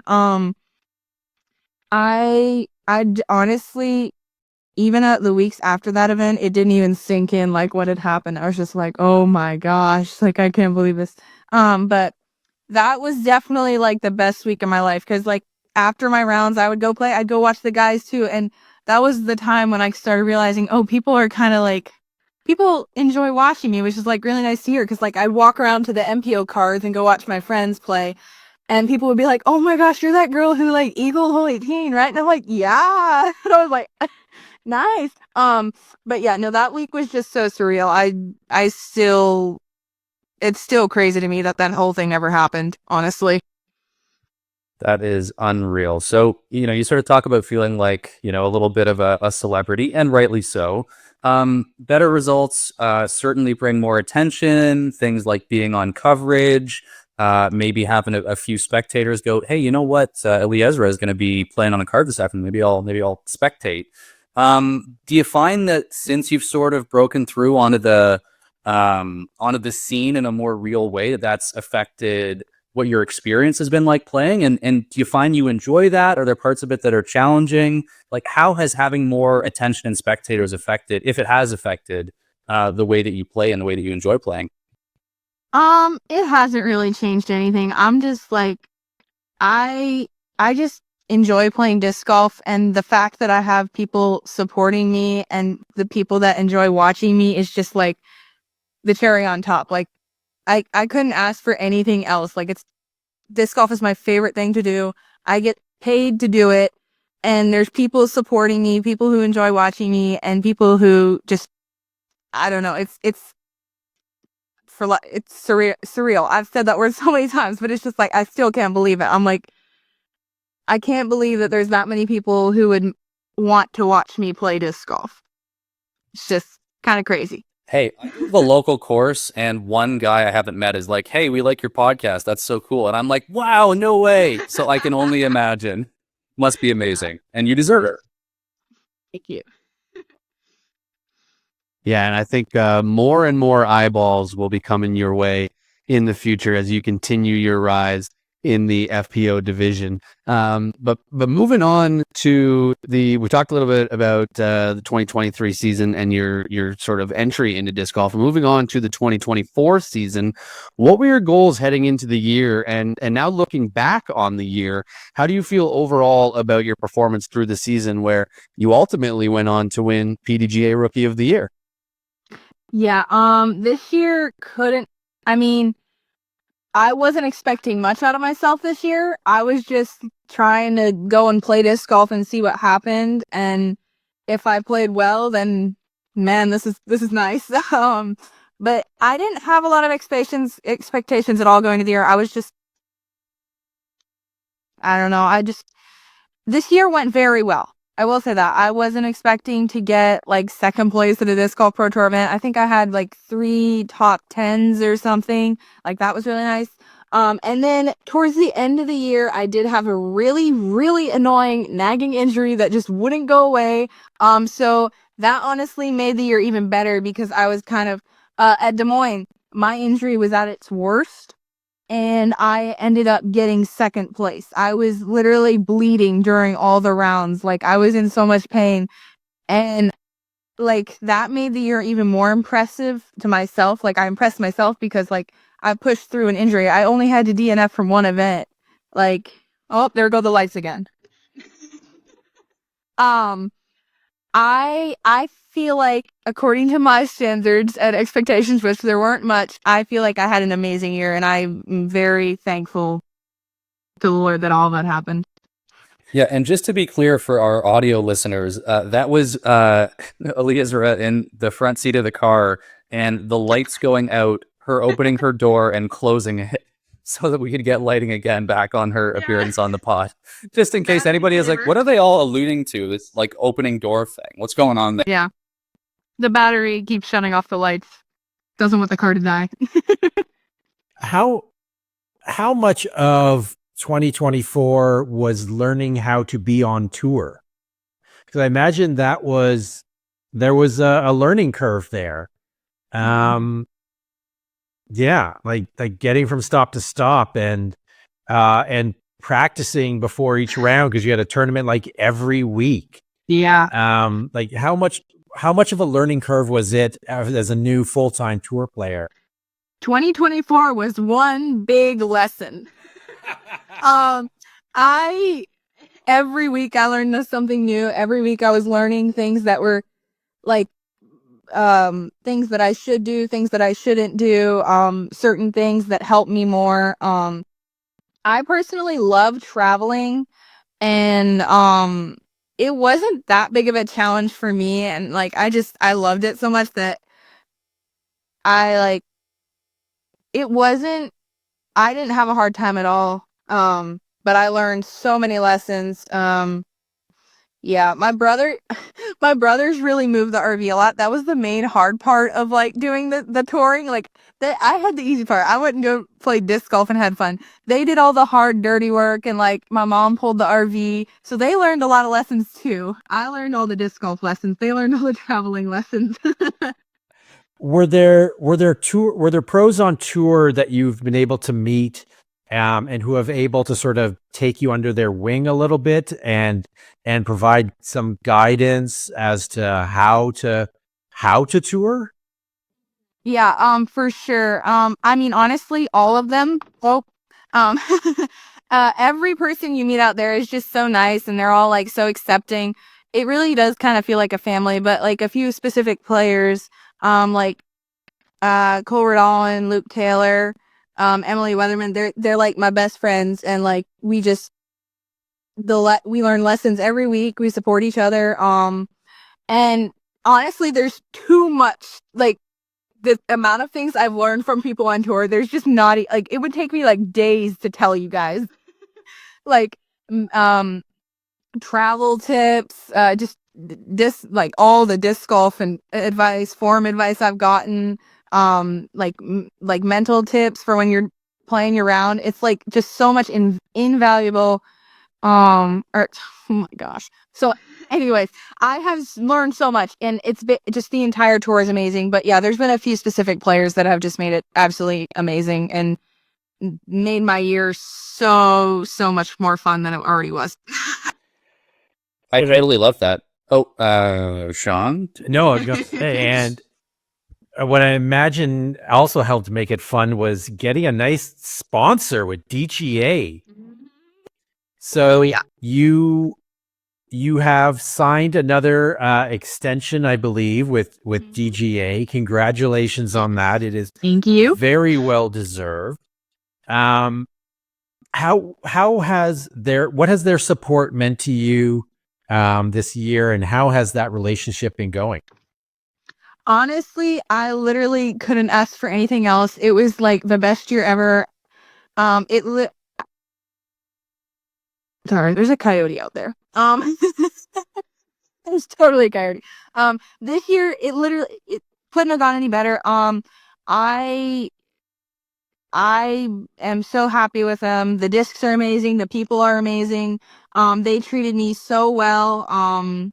It was just, I couldn't ask for anything else right now. It's just literally the best thing ever. I totally dig that. In your announcement video, you mentioned that we should keep an eye out for Tour Series discs. If you feel like breaking some news, we here at Miss Mando are happy to help. Any info you can give about that as we head into the season? If you have to play your cards close to the chest, we get it. But is there anything you can share? We would love to hear it. You know, if you want to talk about, a little mini in the bag, any go-tos you want to highlight, anything DGA, if you want to gush, we're here to listen. I don't know how much I can tell y'all. I'm sorry, but I don't know. My mom isn't here I can't ask her right now, so I can't really tell y'all. But I will say, notably, the first guest that we've had on that has asked their mother if they could join the podcast. But fair. I mean, who would just be like, hey, I'm going to talk to 3 random men at, 9 p.m. Eastern time. So totally fair to not be able to share. Anything you can say, though, about DGA and how much you're digging being with them, we'd love to hear. Yeah. No, I mean, I think it is fun to have a tour series surprise, though, when they come out, though. No. Totally. Anyways. It's worth a try. Yeah. So, but what are the DGA discs that you rely on the most in your game? My absolute favorite disc of all time is the Pipeline. Like, that disc is just like the most versatile. It's a fairway driver. You can literally do whatever I want. I have usually 4 or 5 in my bag. I have a flippy one, I have a straight one, I have a very flippy one, I have a very stable one, I have a stable one. They just do whatever I want, and like, they go as far as my distance drivers, honestly. Like, I've thrown a Pipeline like 480 feet, like, they just glide too. They just go, and they're just so great for shot shaping. So that is my favorite disc. I also love the Hypercane, which is like a really overstable 13 speed. So that's a really dependable disc in the wind. I use that a lot at Des Moines. And also the Aftershock, best mid of all time. I don't know what it is. I'm not a big bead person, but for some reason the micro bead on the Aftershock, I just really like it. It's like the one disc I can throw that has a bead on it. So I have like a really straight one of those, and then I also have a stable one. So yeah, I could go on for a while, but those are my 2 favorites, or 3 favorites. Well, even if you can't disclose any more info on Tour Series discs, I will certainly be keeping my eye out for that, as well as all listeners of this podcast should be keeping their eye out for that as well. So moving on, in a recent article breaking down the 2024 fandom survey, they had a breakdown of why people like to root for certain players. And you had the highest percentage of anyone in FPO of people voting that they are in awe of what you are capable of doing, with Anthony Barella being number one on the MPO side in that stat. I'm curious just what your general reaction is to hearing a stat like that. That is absolutely amazing. I had no clue. We're so good. I'm learning so much about myself tonight. We dig deep for the information here on Miss Mando. We are true journalists, not really, but no, that was in one of the articles that Ultiworld put out with like a breakdown of some of the survey. You were listed as the highest in FPO for percentage of people voting that they cheer for you because they're in awe of what you're capable of. Well, I'm truly honored. I had no clue. That is really nice. Well, now I'm even more glad that I looked up that stat so I could pass that along to you. So perfect. Oh man, that's funny. I mean, who wouldn't want to throw like a 16-year-old girl in this case? Like, or are you 17-year? I don't even know. I'm 17 now. Okay, 17. So we have to correct that. So like, And hey, if you wanted to do some like throw like a girl branded shirts, I would buy and rock the heck out of one. absolutely. Double my max distance. Yes, I sign me up for that, please. Oh man, that's funny. So we're now deep into the off season. How have you been spending the off season? How do you like to spend the off season? Are you still throwing discs, or are you like, nah, I take a break and just don't touch a disc for a while? Wow. What are you working on this off season? And how are you preparing for the start, which is like like a month away in Florida? Yeah, I'm so excited. At the amazing Olympus? Yes. I actually played Olympus a few days ago. That course is looking so good. Oh, there go the lights again. There are the lights. I played an A tier there in December, and man, what a course that is.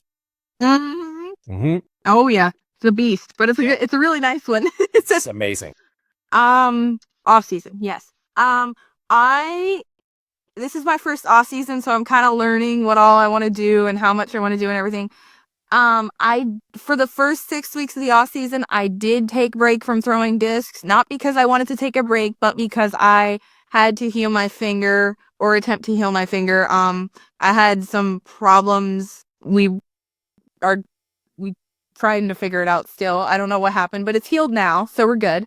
So I took 6 weeks off, and then as of recently, I've been doing a lot of putting practice. We do live in New Jersey, so it is kind of a little too cold for me, my liking. I'm like up there trying to throw in the snow and ice, and I'm like, help me. Yeah, I did a lot of putting practice. Been playing quite a few rounds as of recently.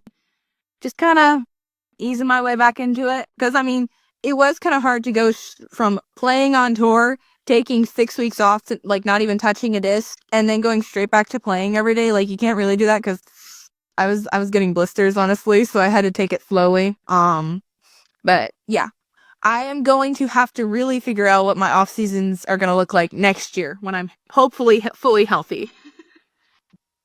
This year was kind of an experiment. Yeah, I had something similar where I was off for a bit, and Robbie and Sean know because I was complaining to them the entire time that I couldn't throw discs with an injury. Yeah. And ramping back up is definitely a bit of a learning curve. Like, I was used to playing not every day, but like 3 times a week, and then I got back and I was like, I'm gassed after my first round. Like, my shoulder is not feeling great. Oh yeah, that was me. Yeah. Well, so we're sort of looking ahead. You know, you mentioned earlier there were some pros. You're excited for the next pro touring season, and there were some pros that helped you learn a couple of lessons this year that, you know, I would imagine you're carrying forward for your second year on tour. Any tips you can pass along for folks that are hoping to either improve in disc golf or one day make it on the pro tour, and about what life on the tour is like? I mean, life for me on tour was a dream. I mean, it literally, like, the best thing ever that has ever happened to me is being on tour. And that's all I have to say about that. Like it can't get much better than it. Oh my, I'm totally cooking this right now. It is amazing on tour. As far as like, I mean, if you want to go on tour, just do it. Like I've always kind of said that. It's kind of lame, but at the same time, just do it. That's kind of all I have to say about that. Oh, geez, I can't get my mic to work. There we go. Yeah, I mean, I just do it. I mean, just listen to Nike and just do it. That's what I did. Exactly. Yeah, you played. You never really learn something unless you go out and try it, and dip your toes in the water. Now, looking ahead to next season, which events are you most looking forward to playing coming up? Do you think you'll do the European swing with its 2 majors, or keep it more stateside this year? Still don't know. I'm definitely doing the full US tour, East Coast, West Coast, everything. Possibly European. We don't know yet. Still figuring it out. But yeah, I mean, it's so hard to pick a favorite event on tour. Like, they're all just so fun. I always look forward to Throw Pink. That's always going to be like one of my favorite events. I mean, it's not even a Disc Golf Pro Tour event, but it's one of my favorites. Really looking forward to Des Moines again. I would love to go back there and play well. Pretty sure. Do you need to re-injure your finger to make sure that you solidify the win next time at Des Moines? Oh man, dude, nah, this year we're gonna try and just do it without the injury, please. I want to put another event on your radar. Between D-Glow and GMC is Canadian Nationals in our area, in the Toronto area. It's basically as you're driving from D-Glow to GMC, you're driving right past on that off weekend, Canadian Nationals. Friend of the show and your friend, Rebecca Dawn, will absolutely be challenging to win that. It's at one of the courses that'll be hosting it is Goat, which hosted the Innova Rip last year, which she took down. She won that. Yep. So I think we need a battle. A battle here. So hopefully you can consider maybe taking that passport with you on tour and swinging through Canada on your way up here. I would love to. I got to get my passport though. You probably want to do that. I've never been out of the country. I'm supposed to. Listen, Canada is training wheels for going to another country for Americans. Yeah. So it's lazy. It's right on. It's the shortcut. I really want to. We hope to see you there. Yeah. No, it's fun to hang out with Rebecca too. Yeah. We get to see her in her native country. On her home turf. Oh, yeah, she's gonna be defending it hard too. Oh yeah. And telling folks a little bit about what's behind the curtain. I thought it was hilarious that Sean, I guess, or Robbie had reached out to you, hoping to have you on the show, and just the messages didn't reach you, didn't get through. Yeah. And somebody, I think it was Robbie, said, "Hey, what if we get Rebecca Dawn to message Ellie and see if she'll come on the show?" And between when somebody said, Robbie said, we should message Rebecca, and when we had the confirmation you're in to do it, was like 90 seconds. Yeah, I was on the course. I was playing yesterday on the course, and Rebecca messaged me. She was like, I have these like friends, and they were wondering if you saw this message. I was like, no, I didn't see a message. But yeah, no, that was funny. I was laughing, honestly. That's incredible. And we were also playing in like the dark. We started our round too late, and it was like pitch black outside. Olympus is not a short course. It takes a while to play that. Oh no. Yeah, my legs are hurting by the end of it. I can only imagine. Well, hey, women like you, Ella, Taylor, we've talked about, are pushing the envelope of what's possible in the FPO division as far as distance is concerned. And I'm curious, do you think that the future of disc golf looks like that insane power that you guys have.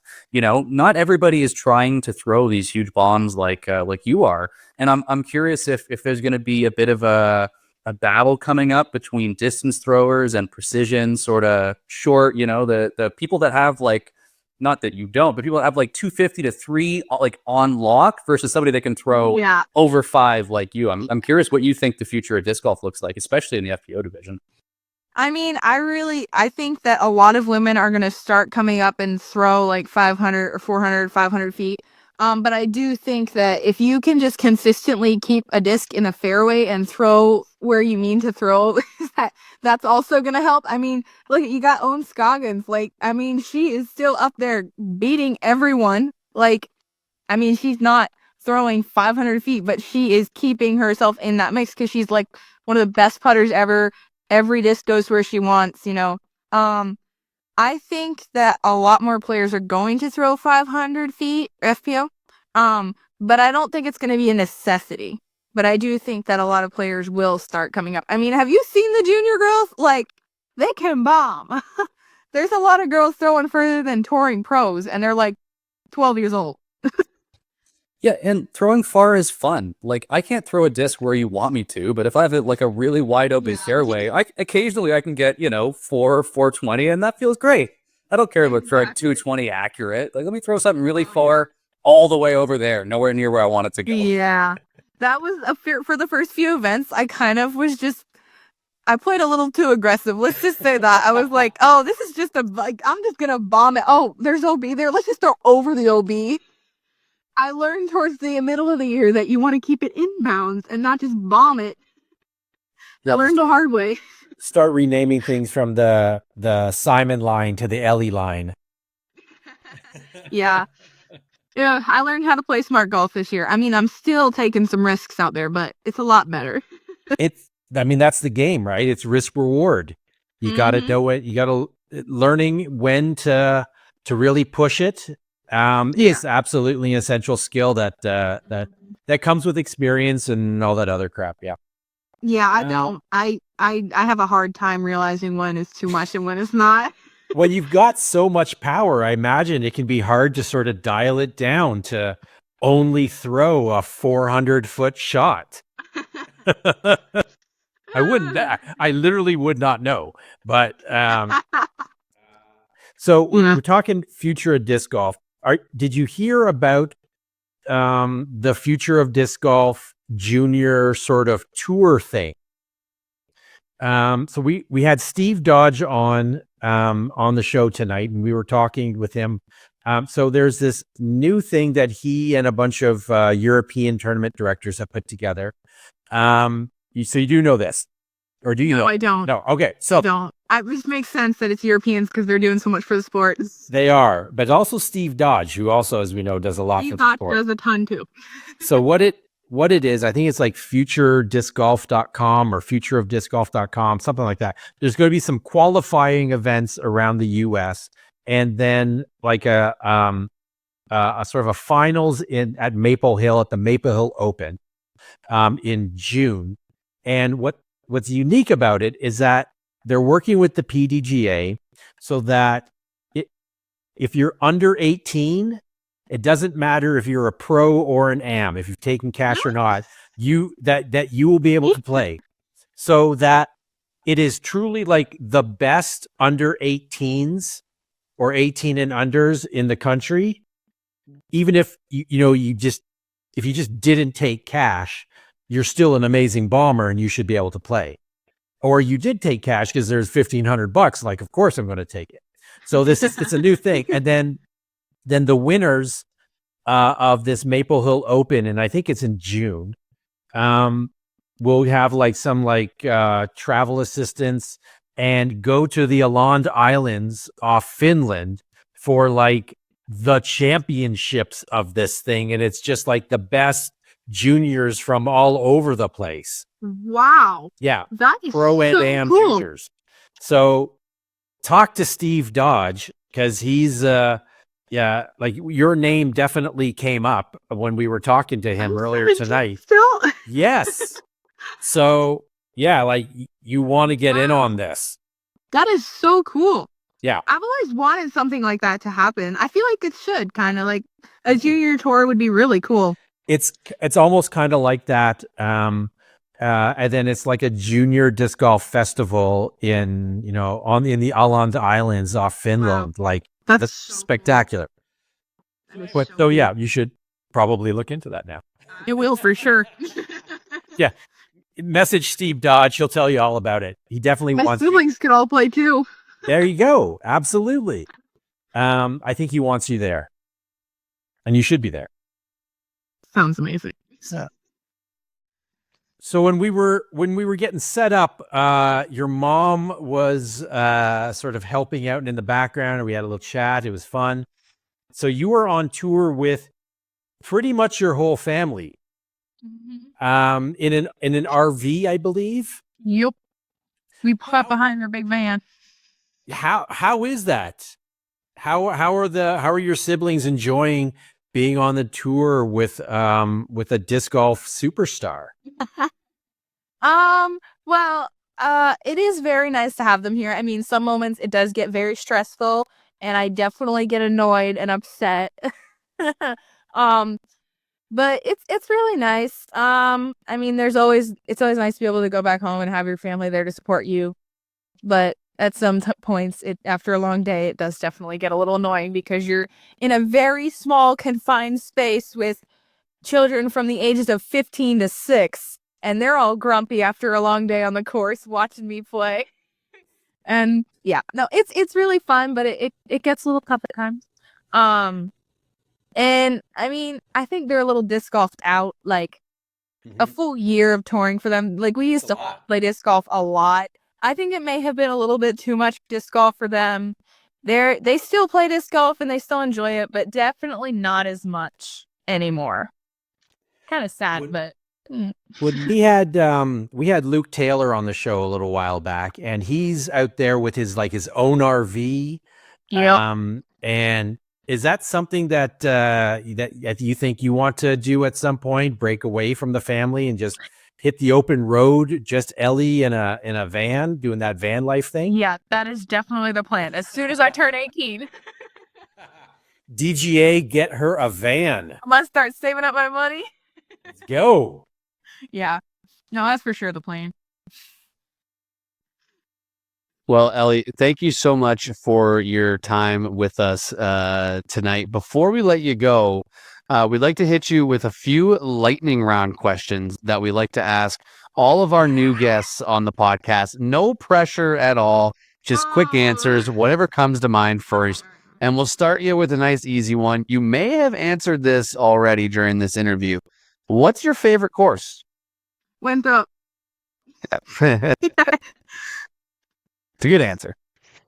You were really taking the lightning round to heart. Some of our guests are like, we'll take 30 seconds to answer and think about it. And I don't know. You're like shooting from the hip, Winthrop, which is exactly what you should be doing. That's me on the disc golf course too. Honestly, a little too fast. I take it. Now, I'm like losing track. Yeah, I thought it was me, and now I'm realizing it's not me who's going to ask a question next. I'm going to go on mute. what? Stay on mute. That's just so much better for the show. What is the hardest course you've ever played? Oh, that might take a second. Take a second. I mean, Is it Northwood? Northwoods is hard. Yeah. I think it's Northwoods. Wait. There was one more.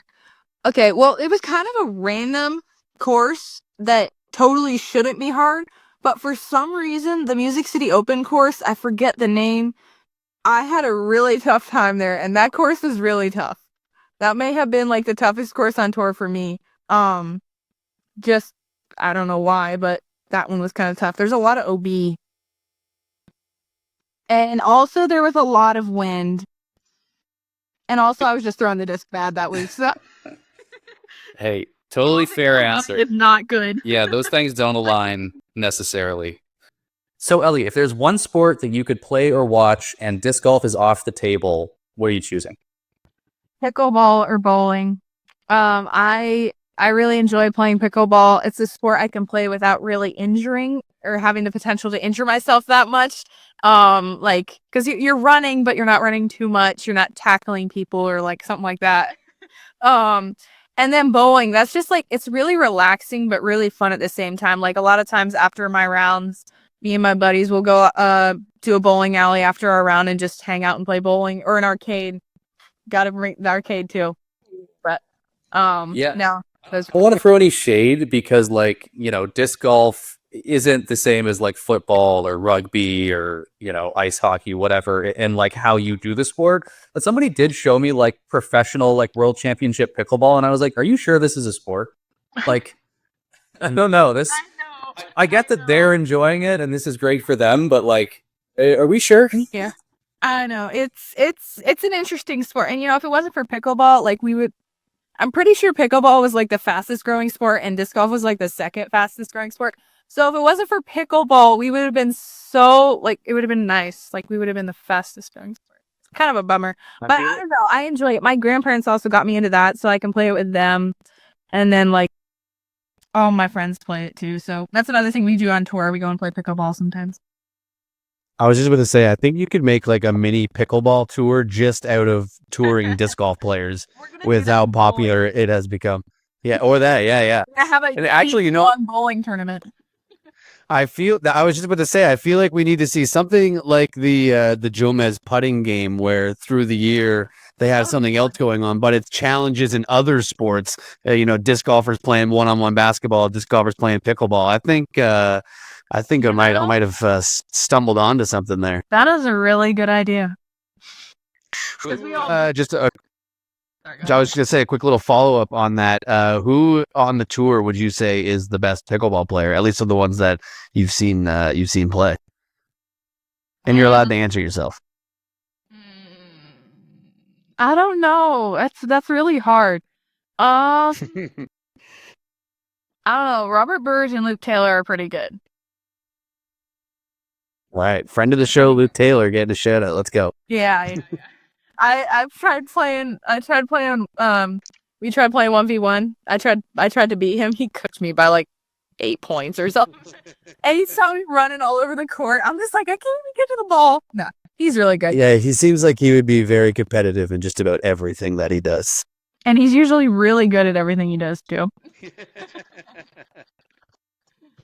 So next lightning round question. What song makes you instantly turn up the volume to max and sing your heart out? You've had a lot of road trips this year on the touring around, so a lot of time in the van and the RV.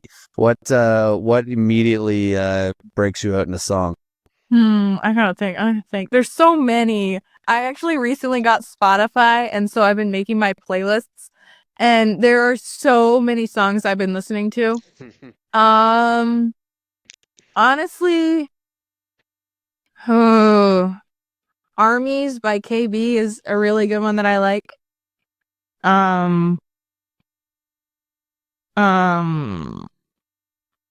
What was the other one?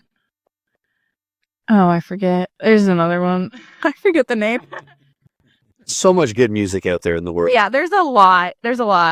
I mean, like one of my favorite artists is like Josiah Queen. So I mean, any of his stuff is really good. Josiah Queen, or like, yeah. So next year, when you get that RV and you're rolling solo on the pro tour, you're going stop to stop. You're hungry. Ooh. What is the go-to food stop on tour? Do I get to include a drink? Of course. Okay. Absolutely. Well, I'm gonna have to say probably boba tea, with tapioca pearls, and then food. I'm gonna say either. Oh my goodness, this is so hard. I'm so there's like 20 different things in my head right now. Oh, I'm done. I really do love just like loaded fries. Mm-hmm. Where? What? At all the tournaments last year, it was so bad. If there was a food truck with loaded fries of any kind, I got it like after all my rounds. Food truck loaded fries. Yeah, you need carbs to power that arm. Yeah. So much Of course. grease and yumminess. So we're talking comfort food. Let's talk comfort movies. What movie never gets old no matter how many times you watch it? Honestly, I don't watch a lot of movies. And I like literally only watch disc golf. Like that's literally it. I don't. Is there like whether it's I'll let you take this where you want. If it's, I don't know if you do a lot of reading or if you listen to podcasts or whatever, is there anything that you have in your life that you keep going back to that you're like, I really dig this. I've read it, watched it, listened to it 38 times. Or a Pro Tour championship. You're like, oh, I gotta rewatch the 2021 with James Payrad. Yeah. I do listen. Oh, I gotta see. What's one tournament that I always go back and watch? Man, why is it so hard? Like I could totally answer, but when you put on the spot, you can't answer it. It's the lightning round. It's the pressure. Yeah, that's the problem. I do really like reading. I read some. There's a brand called Lamplighter books. They're like kind of Christian books. They have like stories about they have a bunch of different stories, but I read a lot of their books, and those are really like comforting and stuff. I like just reading in the car, putting some like classical music on, guitar music, and just reading. I do like that. There's a tournament that I could just watch over and over. Okay. I do enjoy watching one of the rounds from Worlds this year. It was like Luke Taylor, Anthony Barella, and where Luke had that super sick putt on Yes. That's what 13 or was there? one up the But he's there for that live too. That way he's staying. So I really do like watching that, and then I really do enjoy watching 2023 Ledgestone. Cole won that. That's always fun. And then Gannon's USCGC win, the first one. I watched that. I've watched that a lot. Just the putts. Trick that putt on 17. Oh my gosh. Ice in the veins, man. Absolutely electric to watch. All right, Ellie, we have one last lightning round question for you, and it's a real hard hitter.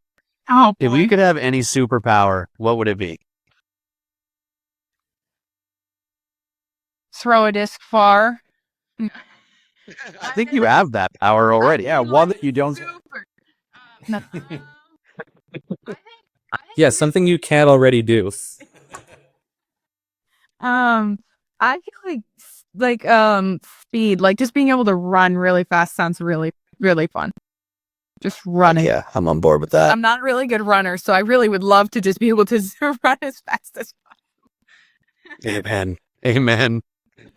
Well, thank you, Ellie. Thank you so much for coming on the show. Before we let you go, do you have any shout outs that you would like to give or any final comments? The floor is yours, and feel free to trash talk friend of the show, Rebecca Dawn. Oh, man. That is totally fine, even though she is who helped us get you on the show tonight. Yeah. Well, I am seeing Rebecca in like 3 days. So, we're gonna have to we're at the Eagles Wings conference, and there's a mini golf course here, and there's a volleyball court, and I know she plays volleyball, so we're gonna have to do a match on that and see if I can beat her there. I'm definitely gonna beat her at mini golf. No, we'll see. But no, I can't. It's gonna be really fun. I'm looking forward to seeing all my friends in a few days. But yeah, gonna be really fun to see Rebecca. Haven't seen her in a little bit. It's kind of sad. So yeah, any shout outs you want to give to your sponsors, anyone at all, again, floor is yours. Thanks to all my sponsors, DGA, Pound, Flippy Disc Golf, Chump Chalk, Ledgestone, Eagles Wings Disc Golf, and I'm not forgetting one. Am I? I think I'm good.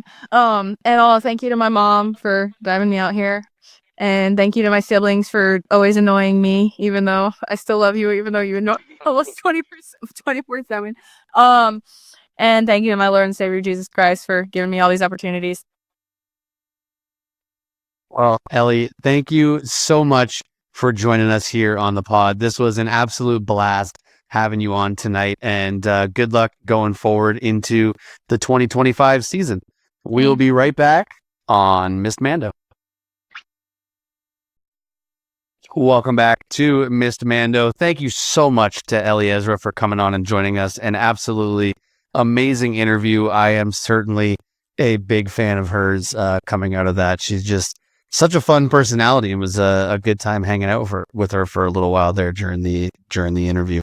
So we are going to move on now to what would normally be our Missed Mando podium picks. We're going to change it up a little bit this week, but to give a recap of last episode's podium picks, which was our disc golf excuses podium, I actually didn't put up the numbers directly in front of me, so I am just going to say words in a semi-slow manner while I pull up the notes that I have in my phone for results. And here we go. Shawnee G absolutely dominated, taking 30 total votes to 6 for myself and 7 for Galen. Once again, back-to-back weeks, I had 0 votes on our Instagram.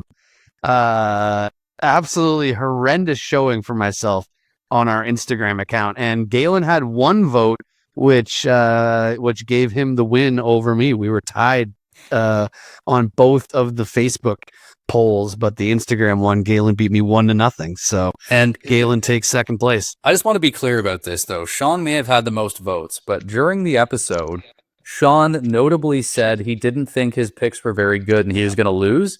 I want to say I should get the credit, and I think probably, if we're being honest, the win, for saying at the end of the episode that I thought Sean had the best picks and was going to win. When he had no faith in himself, I was there.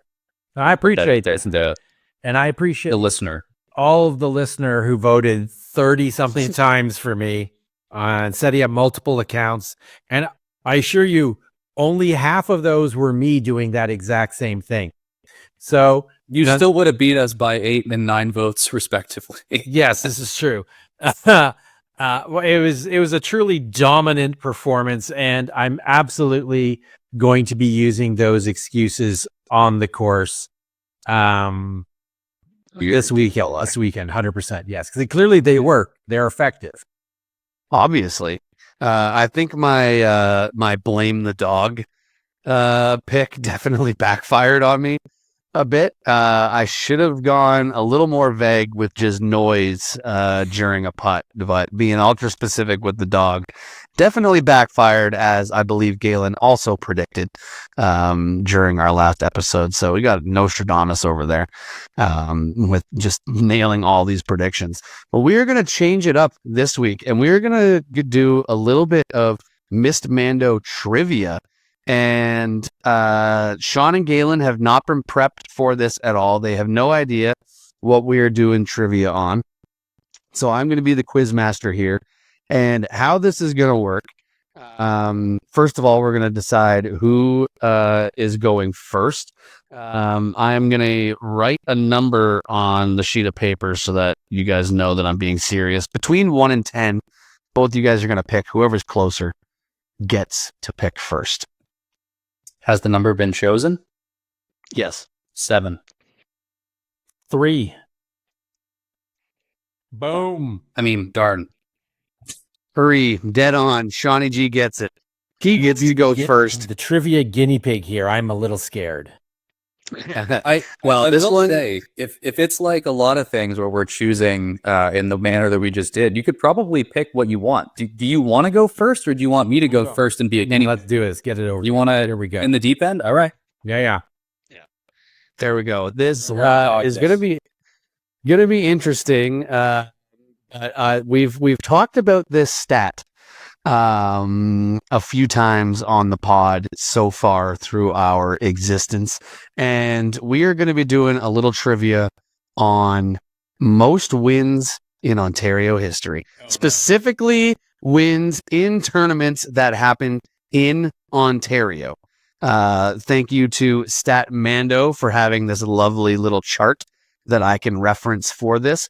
And we are going to do, I think, five players each that you're going to rattle through, and you're going to do, and then it'll be the total number of wins that you have from your 5 will be the winner. So you want to keep guessing who has more wins. We've talked about it a bit, so that's why I'm going to go to 5. So there's going to be 10 players total selected here. And this is, like I said, specifically for tournaments in Ontario. You're doing snake picks, snake style. So this is just going to go back and forth between the two of you. Okay. So no snake. It's just going to back and forth, back and forth. Galen, did you have your hand up there? I did, but I also realized it'd probably be better for me if I didn't ask my question before Sean picks. Is it MPO and Pick, and I'm going to ask my question after. MPO and FPO, or just MPO and FPO. Yep, it is. It is both divisions. It's like, can I pick Dane Anderson Renta? Sorry, I should also clarify. This is pro wins. Okay. This is pro wins. So MPO and FPO division only. I don't think this even takes into account MP40 and FP40 and stuff like that. This will just be MPO and FPO wins in tournaments in the province of Ontario. Shawnee G. Martin Hendel. Yeah, Marty is number 1. Chris Ozalins. That is a good one. Chris Ozalins is number 2. Back to, I mean, it's hard to have a better start than that. Now I don't know anybody.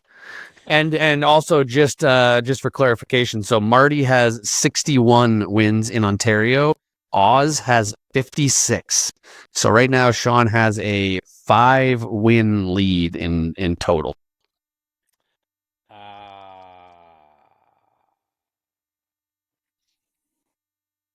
Some friends of the show, some legends. Lots of ways you can go here. Man, I'll go.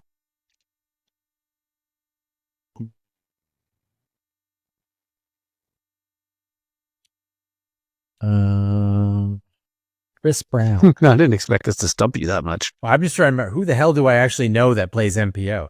That has played MPO for a long time. MPO and FPO, I want to click. Yeah. Okay. For a long time. Because I haven't been around the sport for a long time, so I don't know who's got like the winning record from friggin' 2008 or some crap. Okay, so I will say, there are obviously some older school players that have collected wins previously. There are still a lot of names on here that are currently active MPO or FPO players that will earn you a good amount of points in this game here. I'm gonna go. Sean locked in Chris Brown, no, or was that just you philosophizing?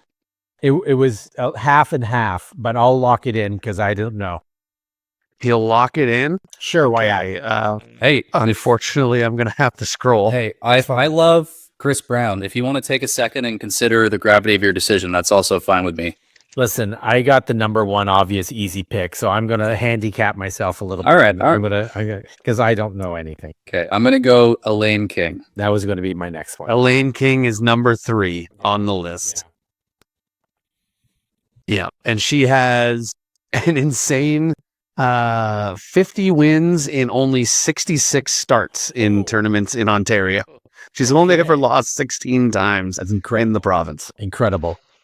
Yeah, that could be the TSN turning point right here. That's a big swing. How about Sandy Hendel? Sandy Hendel is 5th on the list. She has 31 career wins in Ontario. So they're still the number 4 ranked player is still out there. Yeah, that's a great pick, Sean. I love that. I'm going to go Colleen McInnes, the other half of the Chris Brown. Colleen McInnes is number 4 on the list with 38 career wins. I had both Colleen and Sandy in my head and went, if Sean picks one, I'll take the other. Yeah.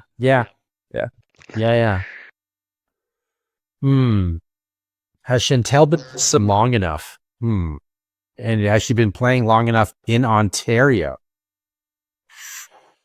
to take down I think I don't think she's been around super long, but I think she's won a bunch. So I'll take Chantal Badinsky. Chantal Badinsky has 10 career wins in the province of Ontario in only 25 career starts in the province of Ontario. So definitely on the lower side of career starts, but still in the, I mean, I can't really count it out all the way here, but she's in the top 20 of total wins. So that is a great pick. I'm going to go friend of the pod, Thomas, Robert, Sean, Galen, Gilbert. So this question, I'm like, do you actually know his middle name? What the heck? I'm sure he's crushed lots of wins. Yeah, Thomas has 14 wins in the province of Ontario, so just slightly above Chantel on that list. And this will be the last pick for both of you. This is where not knowing anybody's name really hurts me. I have, and There is one friend of the show that is 1, 2, 3, 4, 5, 6, 7, 8th. He's ranked 8th. And is got a pretty solid number of wins. Zanini.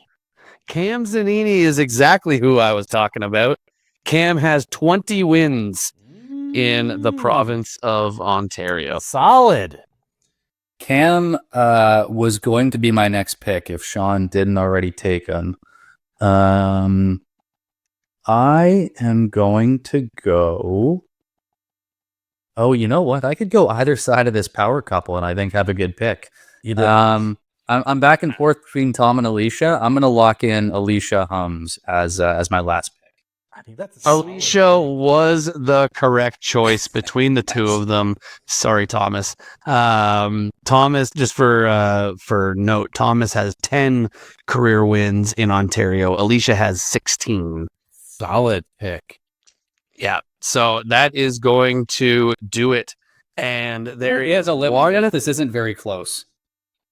yeah, there is one particular round, the second round, When I pick in which there was a ginormous 48-point swing with Sean drafting Chris Brown, who, according to this list, only has 2 wins in the province of Ontario. it's not a great pick.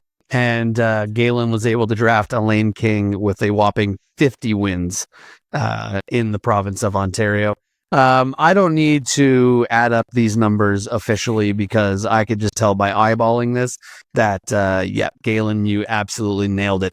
I mean, you have the number 2, 3, and 4 in the list of all time.